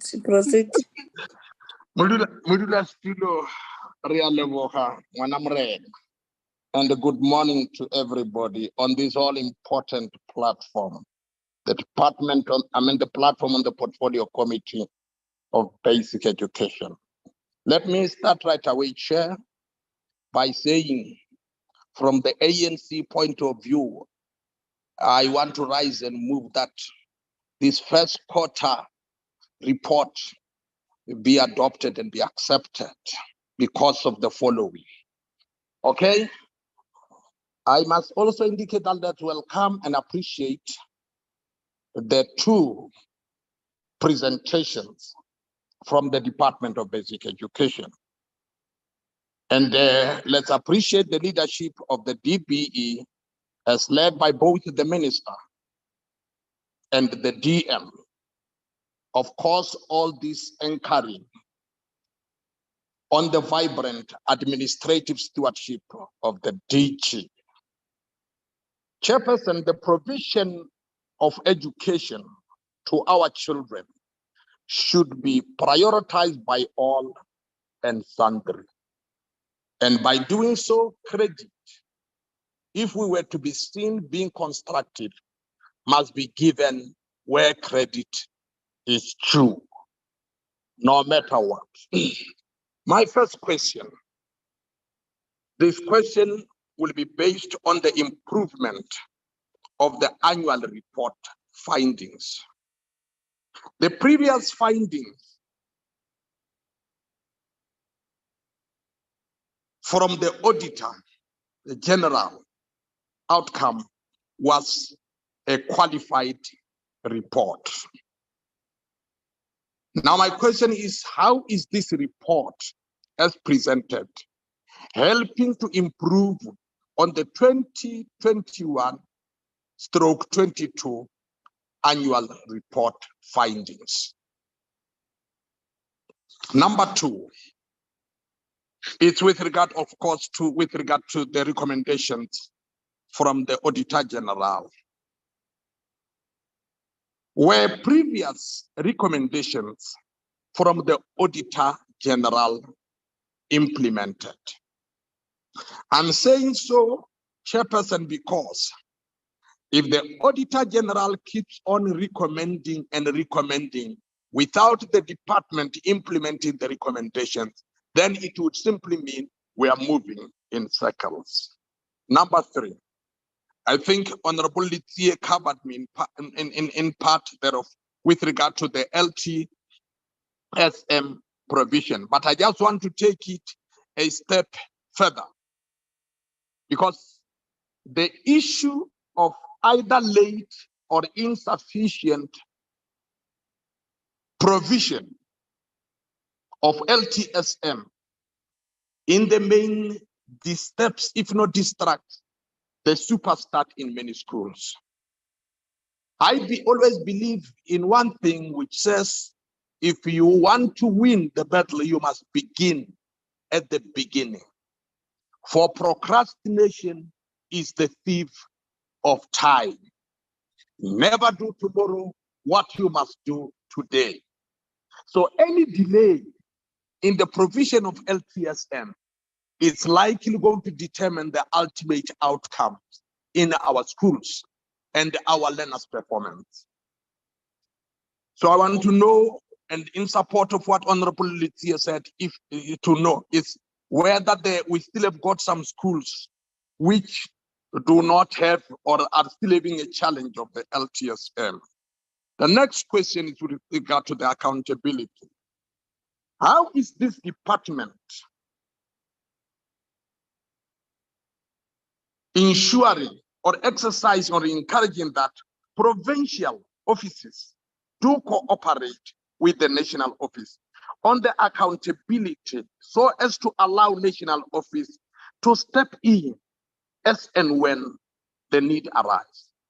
In simpler terms, Mudula Studio, all I want to know is the National Department or DPE reigning supreme over our provinces so that they are able to intervene as and when the need arises?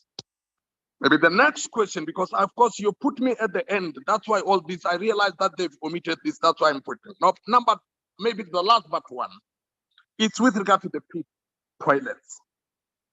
Chairperson, we were together in Mpumalanga.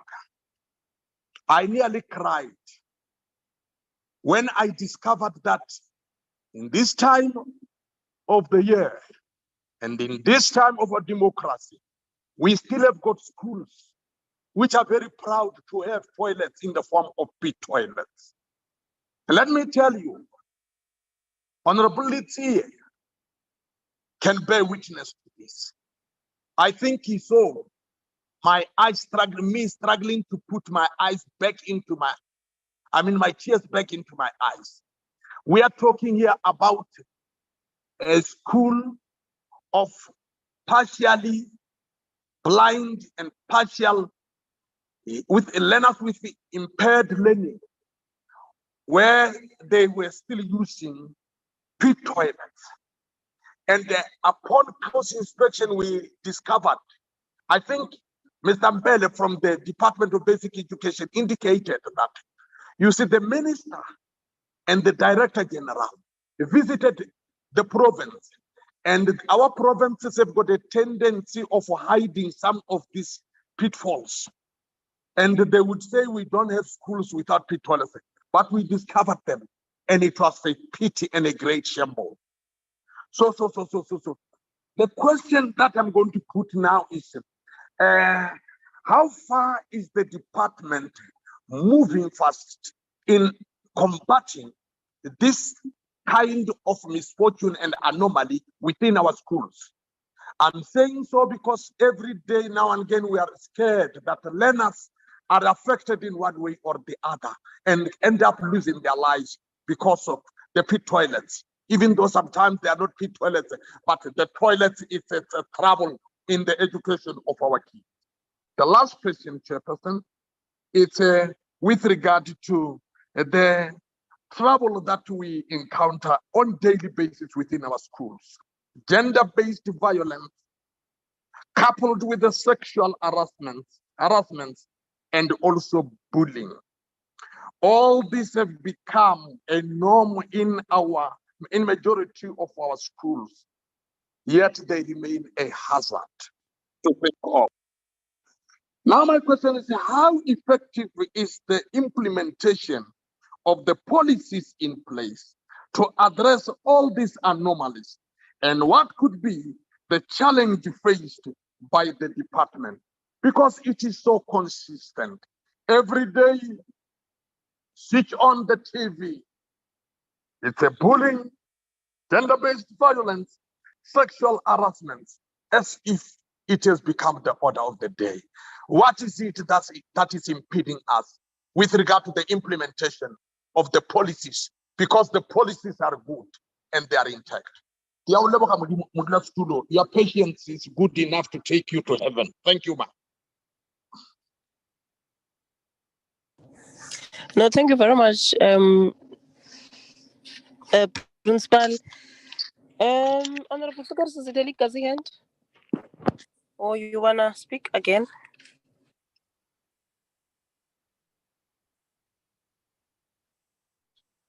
It's an old hand, Chair. Okay, He has never lowered it. Okay, thank you very much, DM. Let me just also say some few, I think members have really said a lot. Also taking note that this is just quarter one. But on slide 9, you allude there that there was a full resumption of core curricular programs, which offered resources allocation at the provincial and the district level. And the Eastern Cape could not be monitored. What were the reasons for the Eastern Cape province not to be monitored? And then there is also a mention of the policy on the improvement in the conditions of service, which was withdrawn. Why was it withdrawn? On the ECD shift, which was handled and done very successfully, my issue is I've seen that the spending of the conditional grant was 25%, which was a accurate and good spending for the quarter. But can the department be able to share with us the highlights? This is a new program, which I think in terms of resources and in terms of how the monies were managed for this quarter, it was managed very well. Which of course it's a good sign that there would be there would be proper managing of this shift. And then there are slides that spoke of floods, which my question is, which district were affected by the floods? And you are also mentioning there that there were some donations that you did receive as a department. Can you share with us from where were the donation, and were they in terms of monetary value, or what type of donations are you referring to? And then on coding and robotics, how many provinces this far that are implementing or offering coding and robotics? And what is this risk register that is being mentioned for coding and robotics? What is it entailing, the risk register? And then on the MOU with Kenya, what is the bilateral all about? I think those would be from my side, DM, and the DG. I know we've got quite a number of issues that we have raised, but I'm going to allow DM to lead the responses. Thank you very much, DM. Thank you so much, Chair. Yeah, in fact, the questions, if we answer one by one, it may take another 2 to 3 hours. But I want to assure Honorable Sukers, because she said she will still write, because her questions were not necessarily based on the first quarter report. Her questions were just general. I've noted everything because it's about ECD, the social environment impact assessment, homeschooling, capacity building, and many. I've written everything, but we'll appreciate if she can send us, as she promised that she will send to Mr. Brown, which Mr. Brown will send to Mr. Mahada, then we'll respond accordingly, because it covers many branches within the department. And I don't think our responses now may do justice to all the issues that she raised, because it needs a going back to the department. Yes, we have ready-made questions, but they might not be specific. Same applies to Honorable Nodada. Honorable Nodada wanted numbers and all this, but where we can, we will respond. But on other things, we'll appreciate if maybe he can send in writing that we respond accordingly.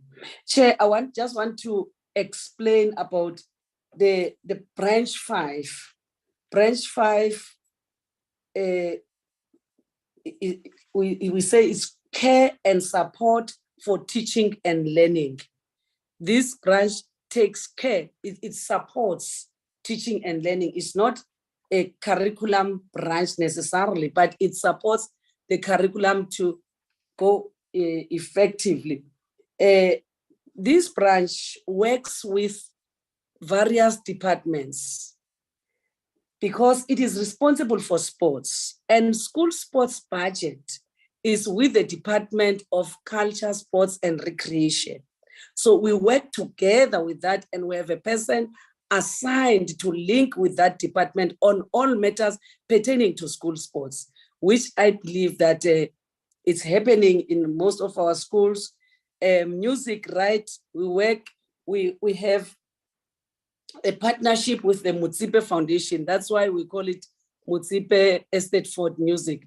All schools are given an opportunity to participate, circuits, districts, and up to national. So we'll hear people complaining that there's no music in schools. Music is there, and next year we'll recommend, because DG is a showcase that he will be there, that let members be invited. Some members I was with, members even deputy ministers I was with in KZN. They said, no, there's no music in schools. I said, there is music in schools. They said, no, invite us. So we must invite them, teaching, so that they see that music is happening, music is alive in the schools of South Africa. And this department also is working on with the Department of Health on the integrated health of school health of our children. It's working with the Department of Home Affairs to make sure that learners get identification documents and what's up. We work with the Department of Correctional Services, where we send learners, sometimes we invite the inmates to come and address them on issues of bullying. To say, the last one, I shed a tear. I could not hold my tear. When the guy who was good in maths and science now has been sentenced 2 life sentences. And the guy now is a teacher at the correctional services centers, teaching maths and science, and all his students pass. And he addressed our learners. And not only once, everywhere we go with them, that they address the learners, especially when we do with issues of safety and bullying in our schools. So we work with correctional services, we work with the Department of Justice, we work with the Department of SAPS, with Department of Communications, digital technology, we work with also COGTA. So this program, we work with all stakeholders. These are the departments and outside stakeholders within us, which is a question that was asked by Honorable Tembegwayo, that why it looks like we're inside looking. We're not inside looking.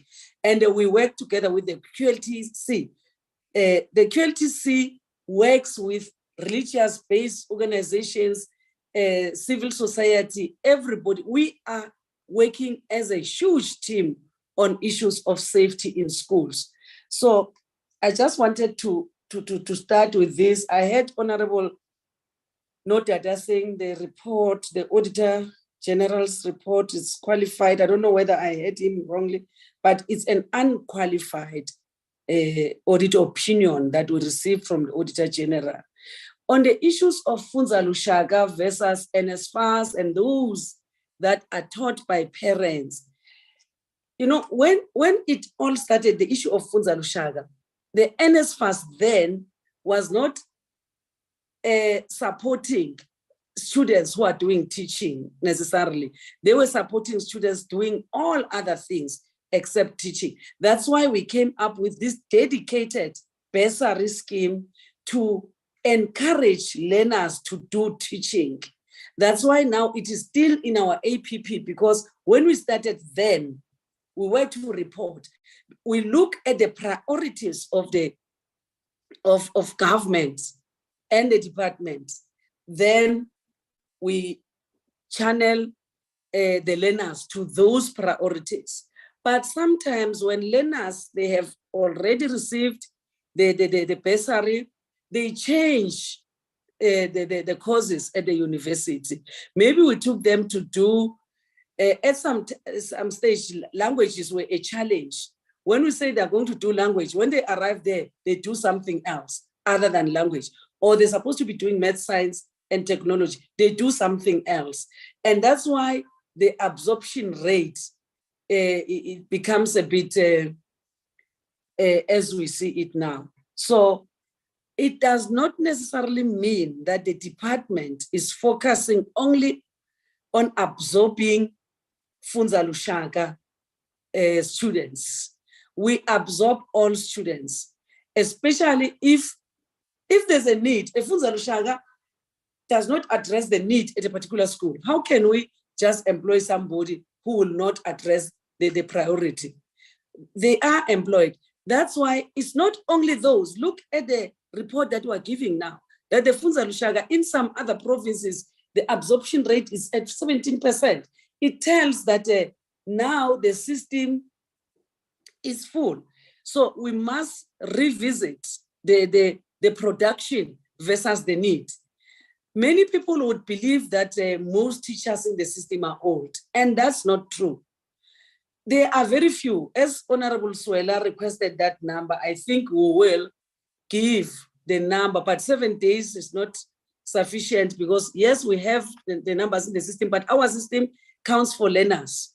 So if we want those numbers, we go back to provinces, would request at least 14 days instead of the 7 days given by, I think it's Honorable Swela, that we will give the numbers of teachers, the breakdown according to ages, and those that will retire in 2 to 3 years. Yeah. So the number of teachers now in schools, it's a younger generation. And the Funza Lushaka, when we can look at the output every year, it tells that the production might exceed the need. So that's why I say we need to revisit. We'll work together with higher education because on the NSFAS, we need to get exactly how many students that are doing teaching as a career of choice and what subjects are they specializing in. We work together with the Department of Higher Education. Remember, we prepare a child from grade R to, we are responding to the needs of the economy of the country. That's why we have this 3-stream model that in order for us to respond on the needs of the economy, those learners from the technical, vocational, and whatever, they will feed to the TVET colleges, they will feed to the University of Technologies, and some will go straight to the workplace. We have evidence of that, those that are completing our grade 12 and they go straight to the industry. And that's what the 3-stream model is addressing. It's not just a 3-stream model blindly. We are responding to the changing world. The world is not as it was 10 years ago. So basic education must move according to times. And we work together with higher education that they prepare a teacher that is ready for the changing world. That's what we are doing. So I'm not going to take everything. I will maybe come in the end if DG and the colleagues have not covered everything. But I just said, let me just touch on these ones. The Funza Lushaga, NSFAS, is one government. It's true that one government, one plan.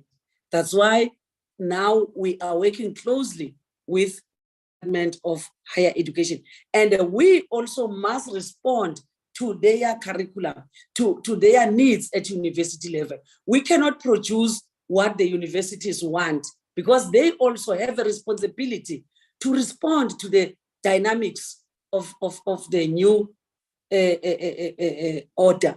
So we must give them the material that is relevant to their tuitions. So, and they must also produce teachers that are relevant to what we must produce for them also. It's a two-way. That's why our working together must be strengthened even more than before. Chair, allow me to call on DG, who must in turn call the relevant DGs that are here to respond on specific questions. DG. Thank you, Honorable Deputy Minister, Honorable Chair, Honorable members and colleagues. DM, I'm a bit constrained by connectivity so that I don't contribute to disorder. I'm just going to comment slightly and then request colleagues. I've looked at the questions, all of them. Colleagues will be able to respond to them quite adequately.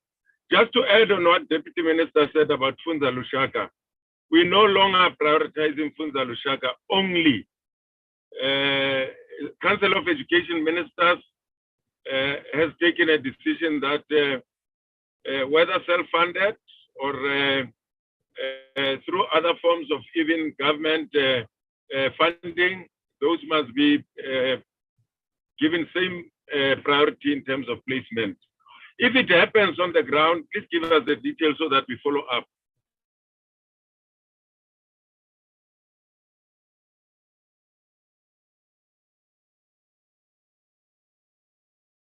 from Council of Education Ministers and been taken. Ours is to monitor that that decision happens up to lower level honorability.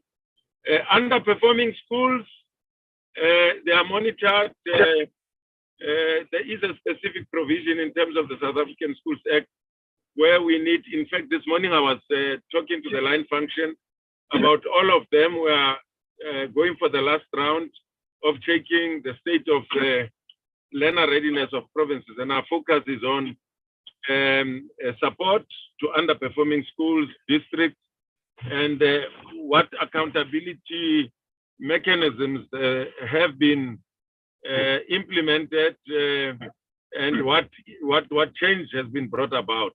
We check that every quarter, by the way, and sometimes we go even every month. But we now, as part of rounding off the academic year, will be meeting with all 9 provinces individually to get a report on that. Adequate provision of teachers. Well, higher education and training, which is responsible for the provision of educators, says we don't have an absolute shortage of teachers, but it's relative. They call it relative shortage of teachers. Relative means shortage in certain subjects and so on. Math and science, which used to be our acute area of need, is no longer an acute area of need. In fact, the Department of Home Affairs has requested us to provide a list of scarce skills so that as they deal with issues of temporary permits and permits to foreign nationals who are allowed to come into the country to offer scarce skills, those skills could be also included in the list that the Minister of Home Affairs is going to issue out. And then, Honorable Nodada, my humble plea, Chair, is that we promised to come to you on curriculum route. I can't wait to have that moment to appear before you to present the curriculum roadmap, which will help to also shed more light on schools of skills, GEC certificate that we are working on with Umalusi, and the issue of schools that are piloting schools of skill, and what are we doing currently to recognize what is being done there, and what does the future look like, and how does this express itself in the three-stream model. We've got the whole package.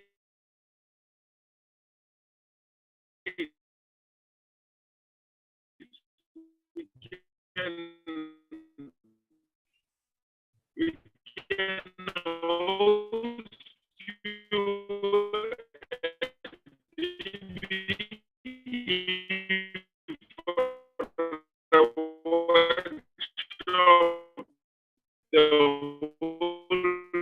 Kaibo, DG on the curriculum roadmap, where we present the view from assessment. My humble appeal and my humble request to come and present to you a curriculum.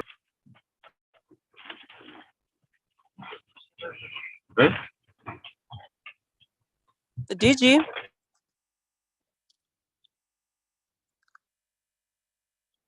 Okay, Chair, can you delegate TM? Yes. DDG Padiache, can you come in and take all the issues that pertains to your branch? Thank you, Deputy Minister, and good day. Thank you, Chair. I think the DM and the DG has touched on the Funza. I'll come back to it, but the Honorable Tembekwayo spoke about LAMAP and what were the reasons to choose the provinces and the districts. LAMAP had originally been in an agreement with the department in 2013, and some of the other provinces were involved in it, and somewhere along the way that program, this program ended. And post the COVID, LAMAP and the French government came back to us, and we requested provinces to identify these provinces based on the budget and the support being given, and trying to maximize the number of educators we could cover, for inquiry-based science education, provinces were requested to identify districts, and then in those districts look at schools that were under-resourced and where there was a keenness to promote science in that regard.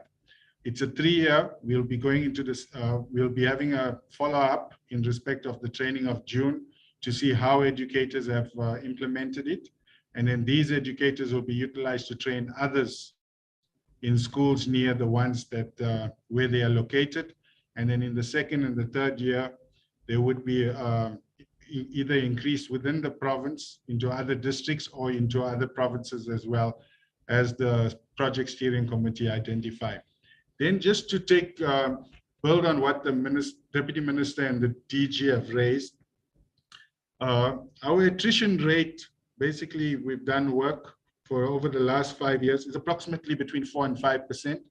And even if you take into account the period of the COVID pandemic, that basically translates to about 20,000 educators who leave the profession in our public schools of 380,000. And the breakdown basically is that in debt, without the COVID period, we are between 1,500 and 2,000 per year. With COVID, there was an anomaly that it rose. Resignations are around 7,000 to 8,000. And of that 20,000, half of them are ones that retire, about 10,000. Now, that means we will have to replace 20,000 educators annually. And therefore, the FUNZA is not the solution. FUNZA only contributes about 4,000 graduates. And excluding the period that we're talking about now, which is for this financial year, we've been able to be between 80 and 90% successful in finding placement with them. And that's not due to prioritization solely. So where do you get these people, these educators? FUNZA provides in this instance about 2,500. Then you do have the NSFAS, and there are difficulties in regard to their subject specializations. There is the self-funded, and then there are instances when we look at the ones who have resigned, and there are many educators who leave the profession and then they come back for various reasons. So that's another source. A smaller number are those we consider as educators that come from outside the borders of the country, but they do not necessarily take up all the posts in that regard. Now, what you do find as well is that the higher education institutions do produce between 25 and 30 graduates who as educators over this period, with FUNZA forming that 4,000. All of them do not enter the education sector. They do go into other professions. Others decide to do other things, including our FUNZA graduates who will say, I will pay you back. And this comes from the study of the University of Stellenbosch, which is the one I think the honorable members are referring to, where they indicate that half the educators will retire, but over the next 10 years.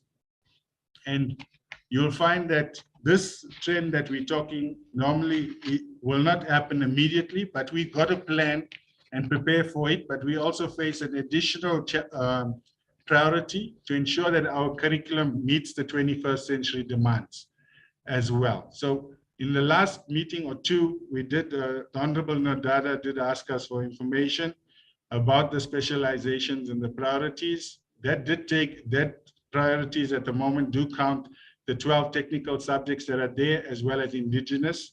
We will probably have to review it again to look into the other 21 subjects which are vocational that will have to be accommodated as well. Now, that's the intention, to make the profession more youthful, and that's why there's another indicator that talks to the educators who are 30 and younger who enter the profession.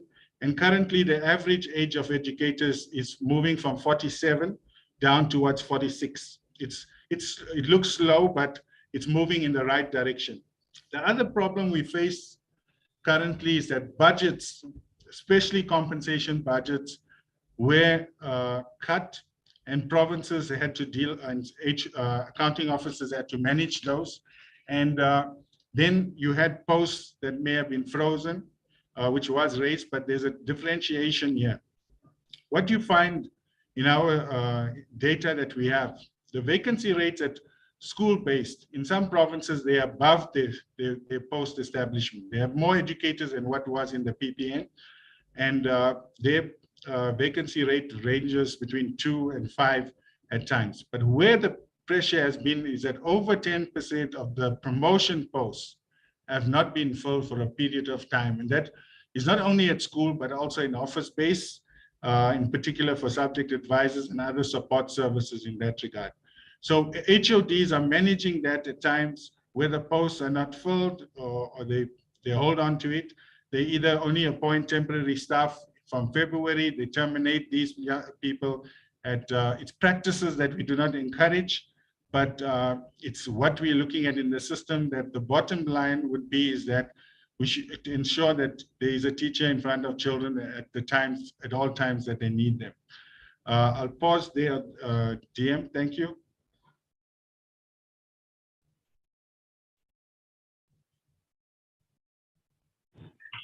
Yeah, maybe Ms. Manona can come in.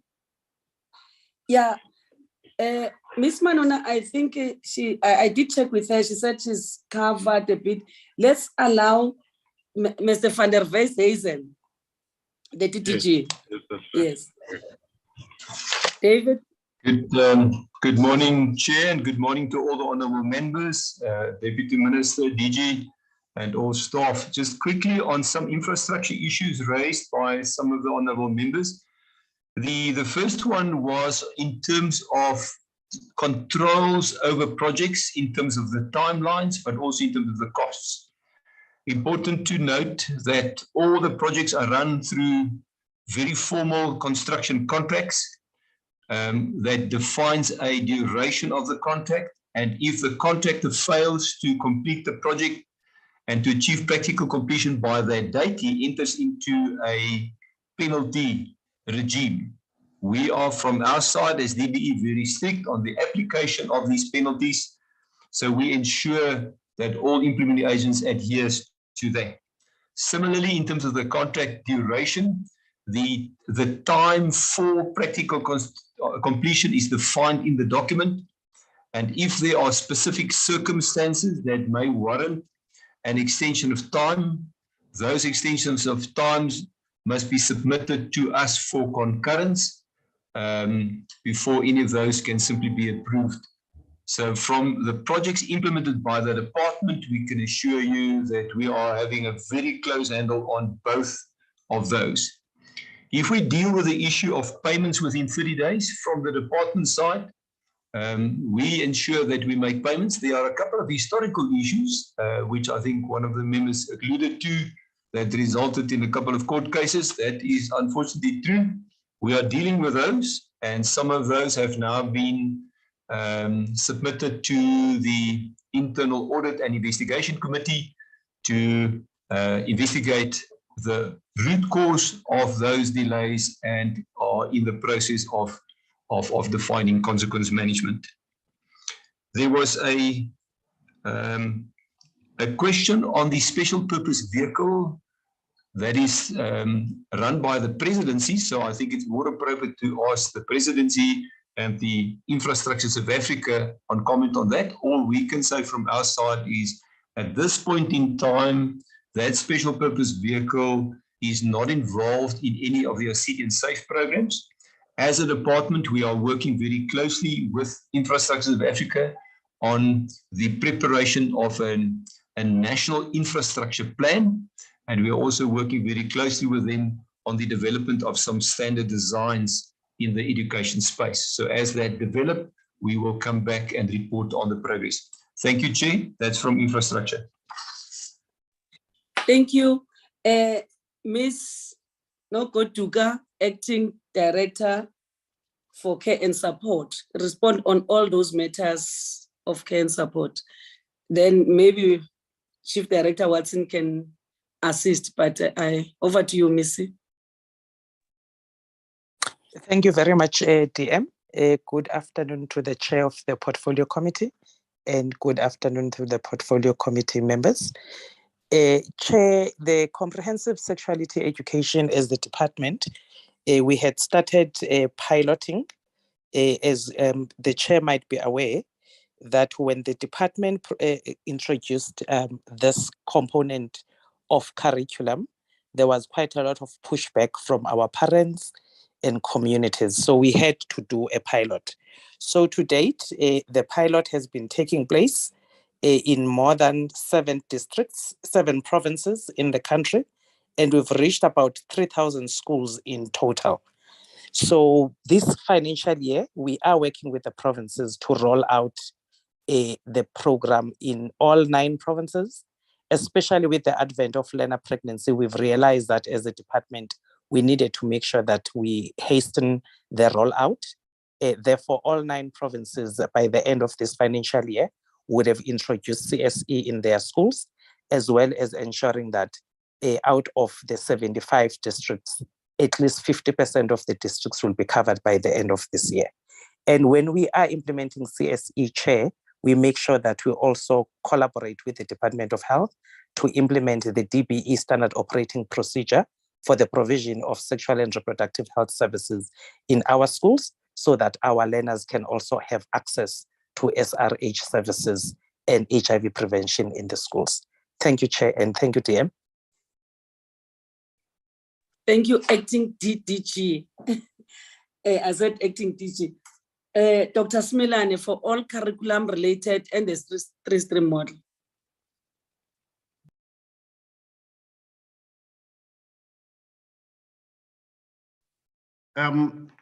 Thank you very much, Honorable DM. Thank you very much, Honorable Chair and Honorable members. Maybe let me start from where DG ended in addressing curriculum-related matters, to have made the commitment that the department will be presenting in the near future the curriculum roadmap, which will actually integrate all of these curriculum-related matters. But let me try to address the question that was asked by Honorable Nodada in relation to the schools of skill and whether or not they are part of the implementation or the rollout of the 3-stream model. The response to that is a definite yes. Schools of skill are actually the first set of schools that started piloting the 3-stream model, focusing specifically on the occupational stream, which has as its main focus preparing young people for the world of work specifically. A lot of progress has been made. Of course, the learners that are completing year 4, which is an equivalent of grade 9, are currently not being certificated because we are in the process of finalizing the general education certificate policy framework between ourselves and Umalusi, and we are only left with one recommendation to fulfill as basic education from a set of 5 recommendations for finalization of the policy framework on the GEC that came from Umalusi. But I can report to the portfolio committee that the GEC has already been provisionally approved. In fact, it was provisionally approved by Umalusi in March 2021. So we are therefore at the tail end of finalizing that process. But in the meantime, in terms of acknowledging or recognizing the achievement of learners who complete year 4 in schools of skill, we are currently designing a report card as DBE, which we are going to deploy to provincial departments for issue to the learners in schools of skill, so that it's going to be the same report card that is crafted in the same manner, in a standardized way, which we believe is going to have an element of credibility for wherever the learners from schools of skill can take them to. I thought, Honorable DM, maybe I needed to respond to this one because it was very specific. Just to confirm that we definitely are working with Umalusi in this regard. Thank you very much, Honorable DM, Honorable Chair, and honorable members. Thank you, Dr. Smelan. CFO. DM, there's an issue about coding and robotics, which was not dealt with. Yeah, I've reserved some for you, DG. I was taking over because I thought you were disturbed by the network. I was coming to Manamulele, Manamulele doesn't seem to like me. CFO.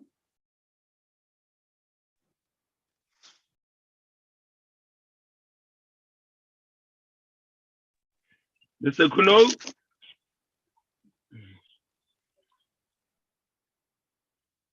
DM, I don't know what's happening to Mr. Kuno. Can you hear me? Can you hear me, DM? I was struggling. Yes, yes, we can hear you. Now we hear you. Yeah. Sorry about my gadget. Yeah. No, thank you, DM. The first question that I want to deal with was raised by Honorable Siwela to say which programs are not doing well. As per our presentation, we showed that that's program 2, and that's mainly because of the workbooks story, which should be resolved towards the end of the financial year, as we explained. And then I'll jump then to Honorable Adjones's questions to say, is a quarterly expenditure plan. What we can say, Chair, is that unlike with non-financial planning, where you can say, I'm going to deliver so many targets, these are my targets. With financial planning, it's different because the budget is for the whole year. And we've got a different mix of products, if I may put it that way, in that budget. For example, your Funza Lushaka budget is transferred at the beginning of the year. Whereas the infrastructure budget is a typical one where planning can be done in conjunction with the implementing agents to say, we're giving you so much budget, you're going to deliver so many, you're going to give us so many PCs or practical completion certificates by a certain date.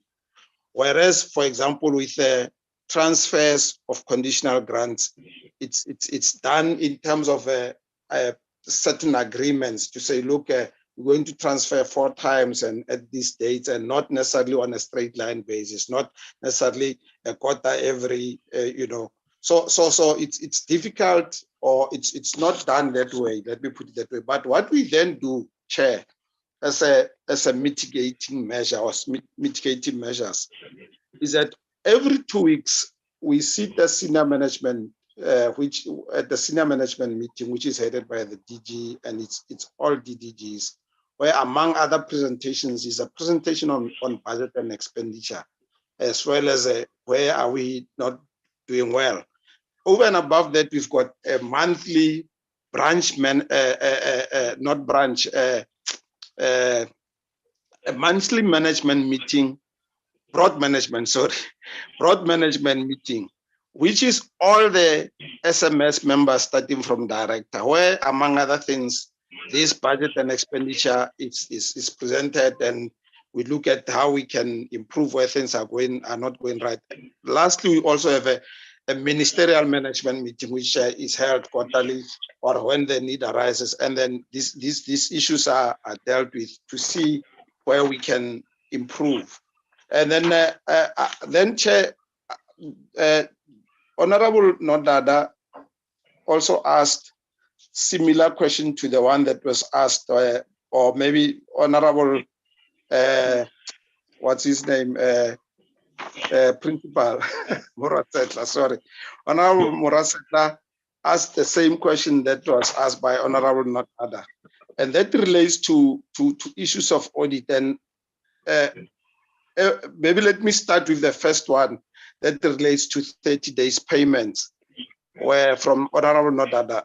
In the current in the current presentation that we are making, on slide 11, we are showing that we don't have challenges with payments after 30 days. So if we restrict ourselves to quarter 1, we don't have those challenges of payments. We're showing that it's 100% and it's green on that slide. So the question of delays in the first quarter doesn't arise. I think Mr. Van der Westhuizen has dealt with issues of IAs, but then let me deal with the big issue of audits. We wanted to avoid the issue of the audit because it's going to come up at the annual report, but it's been asked twice, so I think it's relevant for us to deal with it. And the question is whether previous qualified audits have assisted us to improve. The answer is yes, Chair, in the sense that if we remember, we got three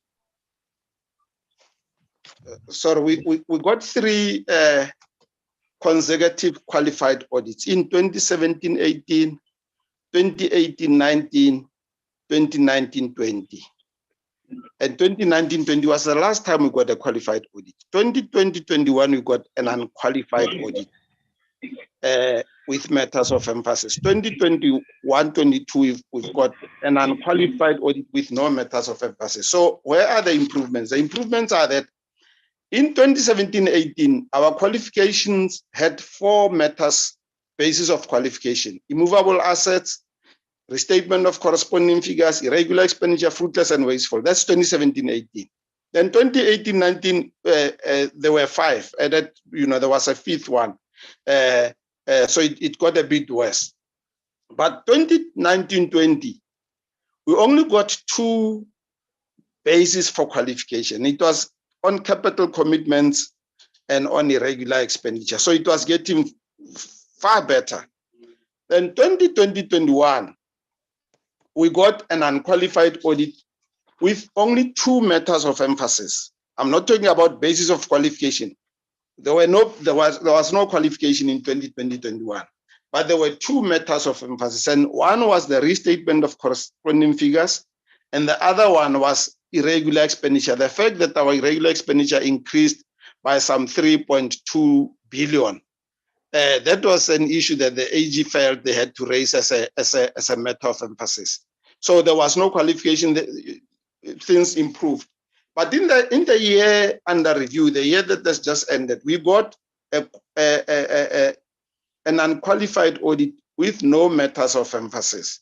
So the 2 matters of emphasis that were raised in 2020-21 disappeared in 21-22. But over and above that, we also spent 97.75% of our budget. So meaning we underspent by just 0.25%. So in rand terms, out of a budget of 27.3 billion, we only underspent by 68,000. So this shows the improvements that we've had over the years. I must just touch, Chair, so that when we get to the annual report stage, there shouldn't be confusion. Although we got unqualified with no matters of emphasis, there are issues that the AG has raised in the report, and those issues are called material irregularities. Material irregularities started coming up in the 2019-2020 financial year after the Public Audit Act was amended, so that the AG can start raising issues which he thinks are material irregularities. So the material irregularities that we have in the current audit report are historical and started being raised by the AG in 2019-20. There are no new 21-22 material irregularities. And the reason why AG is keeping them in the audit report, they are saying they'll only remove them once these things have been cleared. Some date as far back as 2017.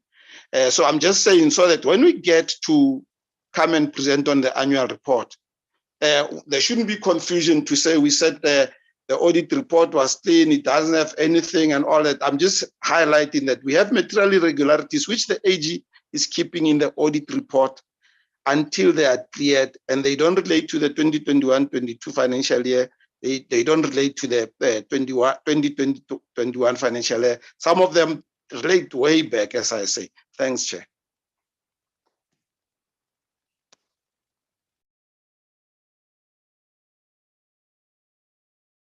Are you done, CFO? DM, CFO is done. Yeah, DG, when you come in, cover also robotics and the Kenya bilateral relations that we have.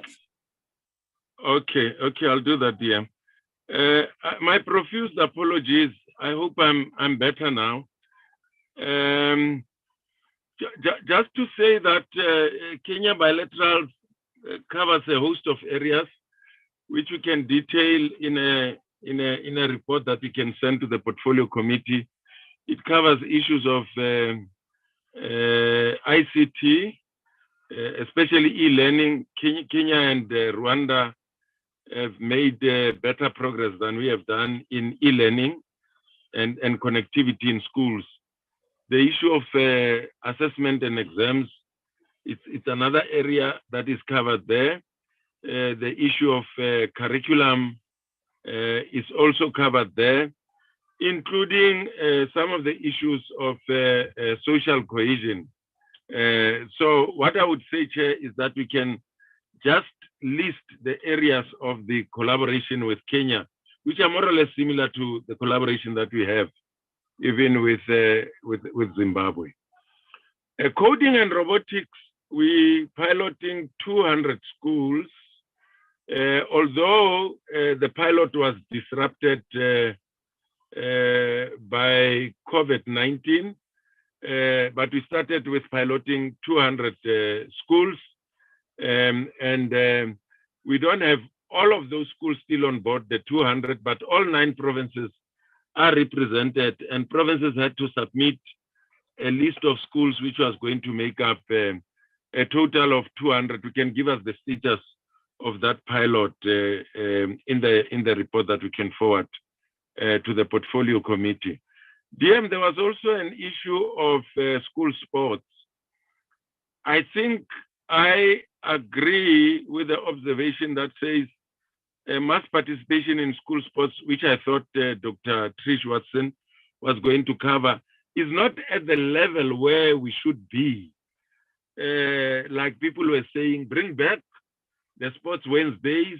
I do come across Sports Wednesdays where I've been traveling and so on in the rural areas and villages.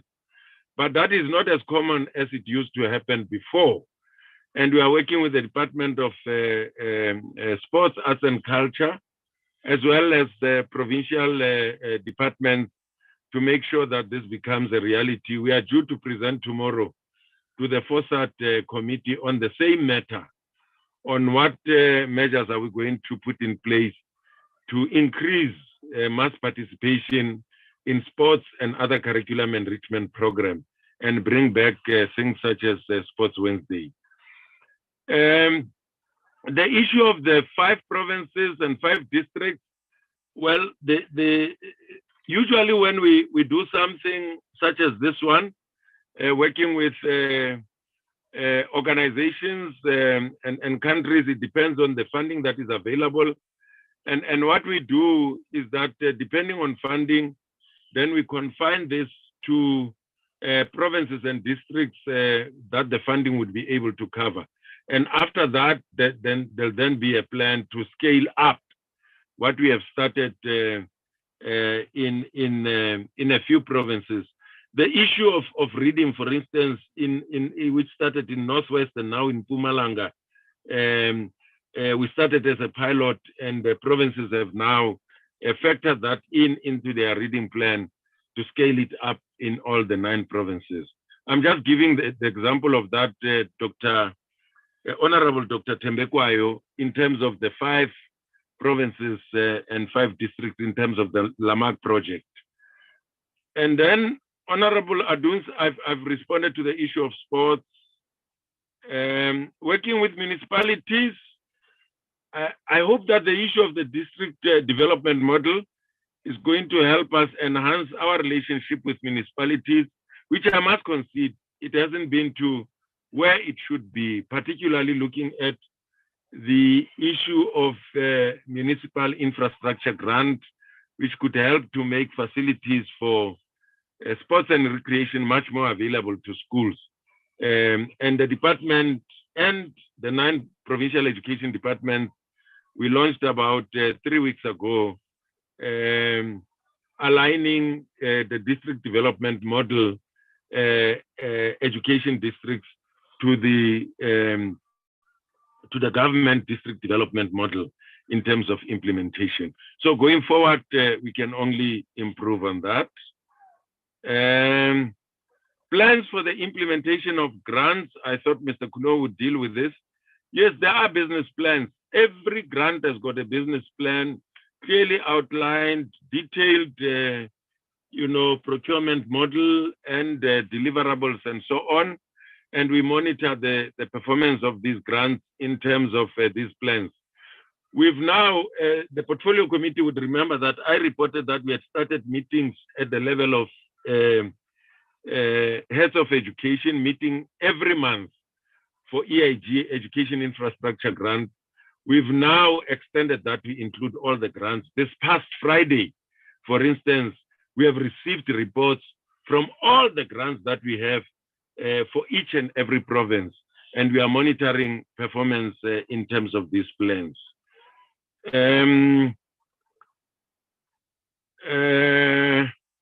Yeah, Mr. Kuno explained the issue. Oh, Mr. Saying Kuno cover explained. the history, yes.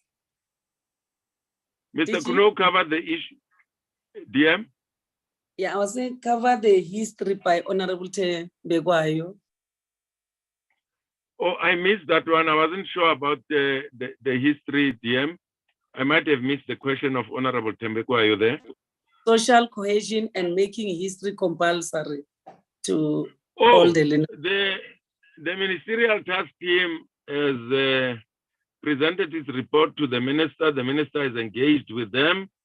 And then there'll be a few other meetings to map a way forward in terms of the implementation of what has been presented as the report of the ministerial task team that the minister appointed. The first thing is to strengthen the currency of history as a subject. And by the way, it's offered from the foundation phase up to senior phase. The key question is making it compulsory from the FET band, which is not at the moment. And the ministerial task team has made recommendations and proposals. And I think in the fullness of time, DM Minister could also determine maybe to share the report with the portfolio committee in that regard. But the ministerial task team has done excellent work. We've received presentations from them, both in terms of strengthening the currency of history as a subject, but also possibilities of making history compulsory for all learners. So it would be up to the minister then to really decide to share that with the portfolio committee and maybe indicate how the minister would want to take the report forward. Maybe I thought Ms. Nogoduga will address the issue of slide number 9. Oh, before that, the issue of the LTSM, Mr. Murat said, I wouldn't agree more with you on that. LTSM is one of the quality drivers, but I can say to you that we do have shortages in some grades, but not in grade 12. And in some schools, not all schools and all learners, I would say that they have 100% coverage, but provinces are addressing that within the constraints of a budget allocation, as Mr. Padayaki also indicated. And then Mr. Murat Seta also raised the issue of the pit latrines. And I thought Mr. van der Westhuizen will address this one as well. Given the fact that South Africa is one of the 20 countries that experience scarcity of water, it is not possible that every locality of the country will have waterborne toilets, because running water is not available throughout the country. So what we are doing as basic education and human settlement, as well as the Department of Water and Sanitation, is to provide appropriate and safe sanitation facilities Where you don't have running water available to provide for waterborne toilets, we provide what we call dry solution, but which is safe, which is appropriate and approved by the World Health Organization, WHO. And what I've been monitoring in the main is the provision of dry sanitation facilities. In other words, you can call them pit latrines, but they are safe and they are appropriate and they are much more, provide a healthy environment because they do have facilities that would ensure that the pit remains dry and you can dislodge the pit just like you would dislodge what would be in a waterborne toilets, which was not the case with the old pit toilets that we had, which were not even safe. So we can provide figures there as well in terms of the work that we have done so far.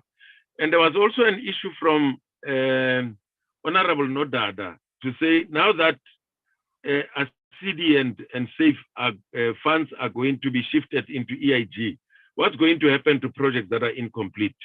I thought Mr. van der Westhuizen will also address that. We have been in discussion with Treasury. We have crunched the numbers, for lack of a better word, but essentially saying which projects are likely to be completed this financial year, which projects are likely to spill over to the next financial year, and what is likely to happen even within the 2 outer years of the MTSF.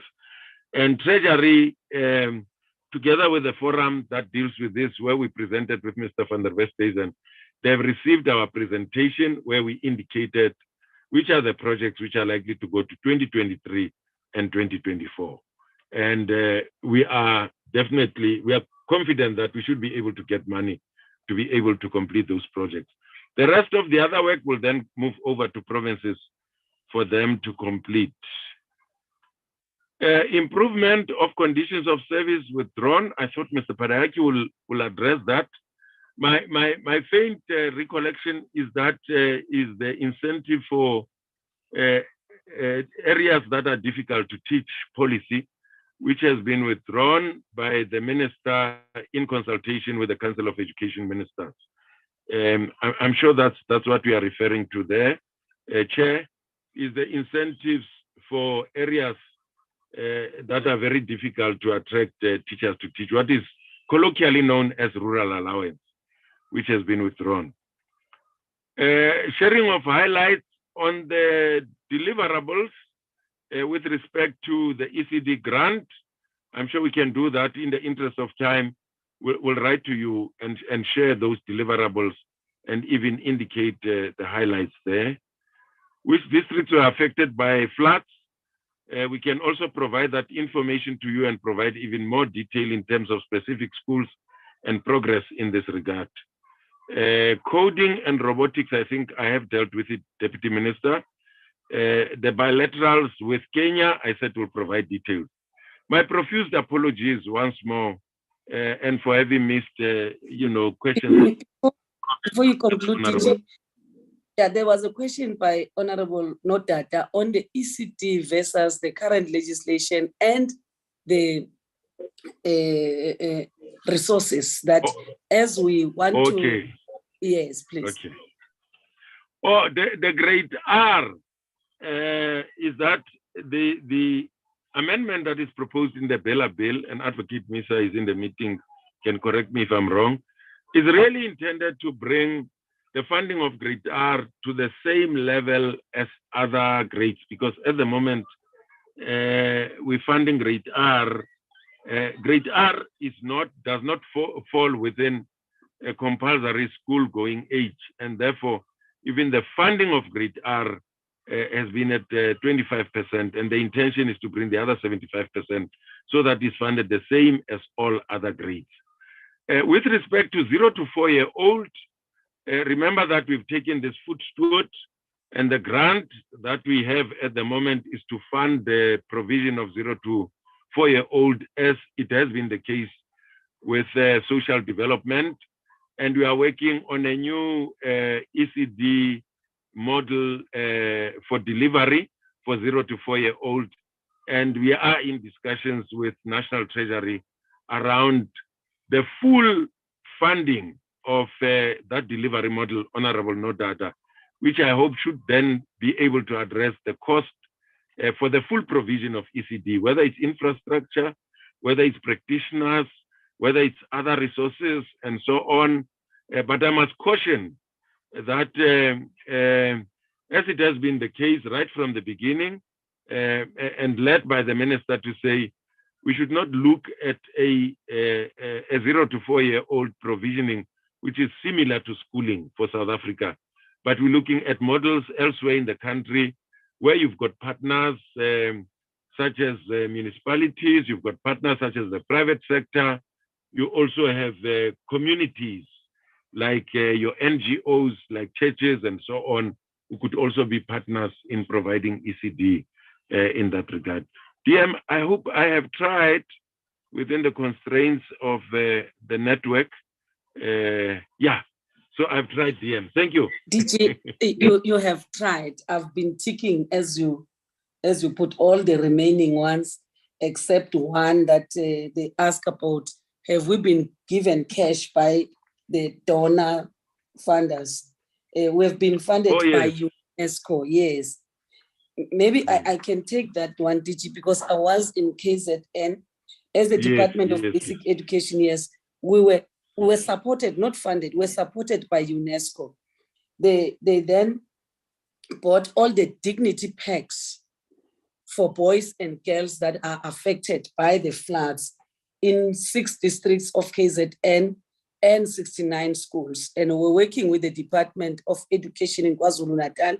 They are the ones who identified those learners that were severely affected. And what we appreciate on those dignity packs, it covered even the boys, and it includes everything, starting from a toothpaste, toothbrush, roll-on, soap, everything. So we were satisfied, even ourselves. Then the other one, the Global Fund, funded the Department of Social Development also to assist schools. So the social development worked with the Pinetown districts together with the Department of Education in KwaZulu-Natal. They bought school uniform, 3 pairs of school uniform to 1,700 learners. They were given, I think they were given money, 5 million. That's why they used local people to sew that school uniform, and also dignity packs for all the 1,700 learners. Yeah, it includes tracksuits, school jerseys, uniform, 3 pants, 3 tunics, whatever they needed according to their specification. But we were there also as the Department of Basic Education to testify on that. The districts are so happy and the province is happy. I think that's where we are. But with us, we're not given money. They bought those goodies for us. Thank you, Chair.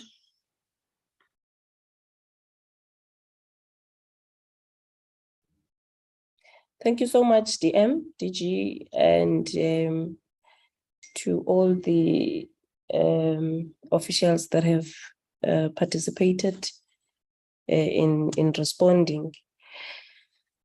Members, I take it that they have really responded to all the, I checked mine, they have responded to them except for the reports that must be sent, which we hope we are going to get those reports, DM, DG,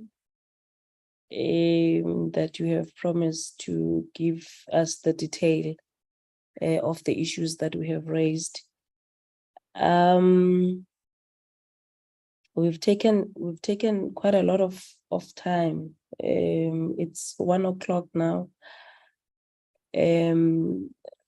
Members, we have done 3 hours and a half in this meeting, and okay, maybe let me say that let's allow the department to leave.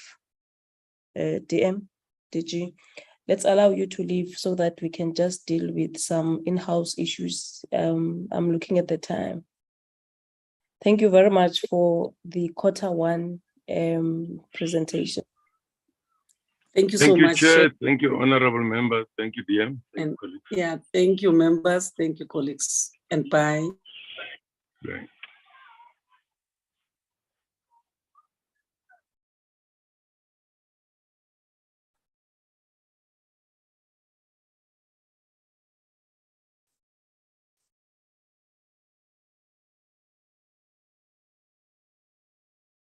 Levin, can you help us with the minutes of the 13th of September? I see the hand of Sukers. Yes, Chair, I raised my hand, Chair, because I just wanted to indicate that I think the Siekuchat report is a matter of public interest, and that if the public could be allowed in the meeting when that report is being discussed. No, but we don't chase away members of the public. Oh, when sorry. we report, it's just that they are not going to be able to participate. But we don't chase them away when we deal with them. Actually, they are allowed to enter into our meetings like we normally do. Okay, I'm checking the time, members. We need to at least have lunch and get into the sitting. These are the minutes of the 13th. We had the presentation by Umalusi on the international benchmarking and subject analysis of South African National Senior Certificate. Page 1 is the members that were present in the meeting. Page 2, it's the officials from DBE and Umalusi and our parliamentary staff. And then we opened the meeting and we have received the apologies from both the minister and the deputy minister, and we have done the roll call, and then we congratulated Molusi on their 20th anniversary. And then we had address, which was done by the Umalusi chairperson, Prof. Balim. And we also had Dr. Akometi, which presented their benchmarking on the NSC. And then we had our observations. And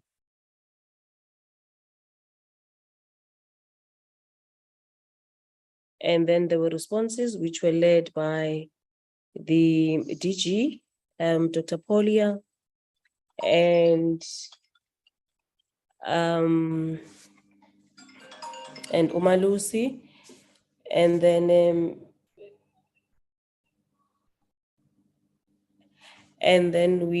those were the committee recommendations.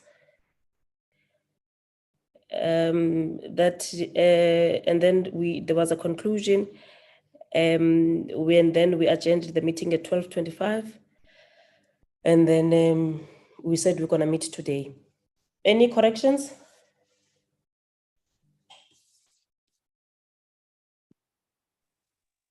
In the absence of corrections, can we adopt the minutes? Chairperson. Yes, Honorable Ntate. My unconspicuous hand is up. I rise to move that these minutes be adopted as a true reflection as transpired on that day in question. Thank you very much, Principal. Sukers, are you seconding? Any second? Morning, Chair. Yes, Chair. I unfortunately was not in this meeting, Chair. Oh, your hand is up, then can you lower it? Any second? Yes, Chair. Thanks. Honorable Advance. I second, Chair. Thank you very much, Honorable Advance. Mpumalanga Oversight Report.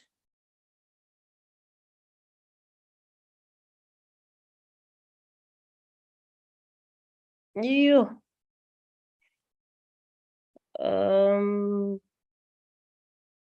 Members, can I ask that we defer these reports to the next meeting, if we for purposes of time?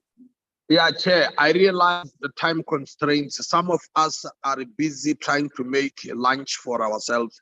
Please, can we defer this report to the next meeting in the interest of time? in the interest of time, really, any contra review?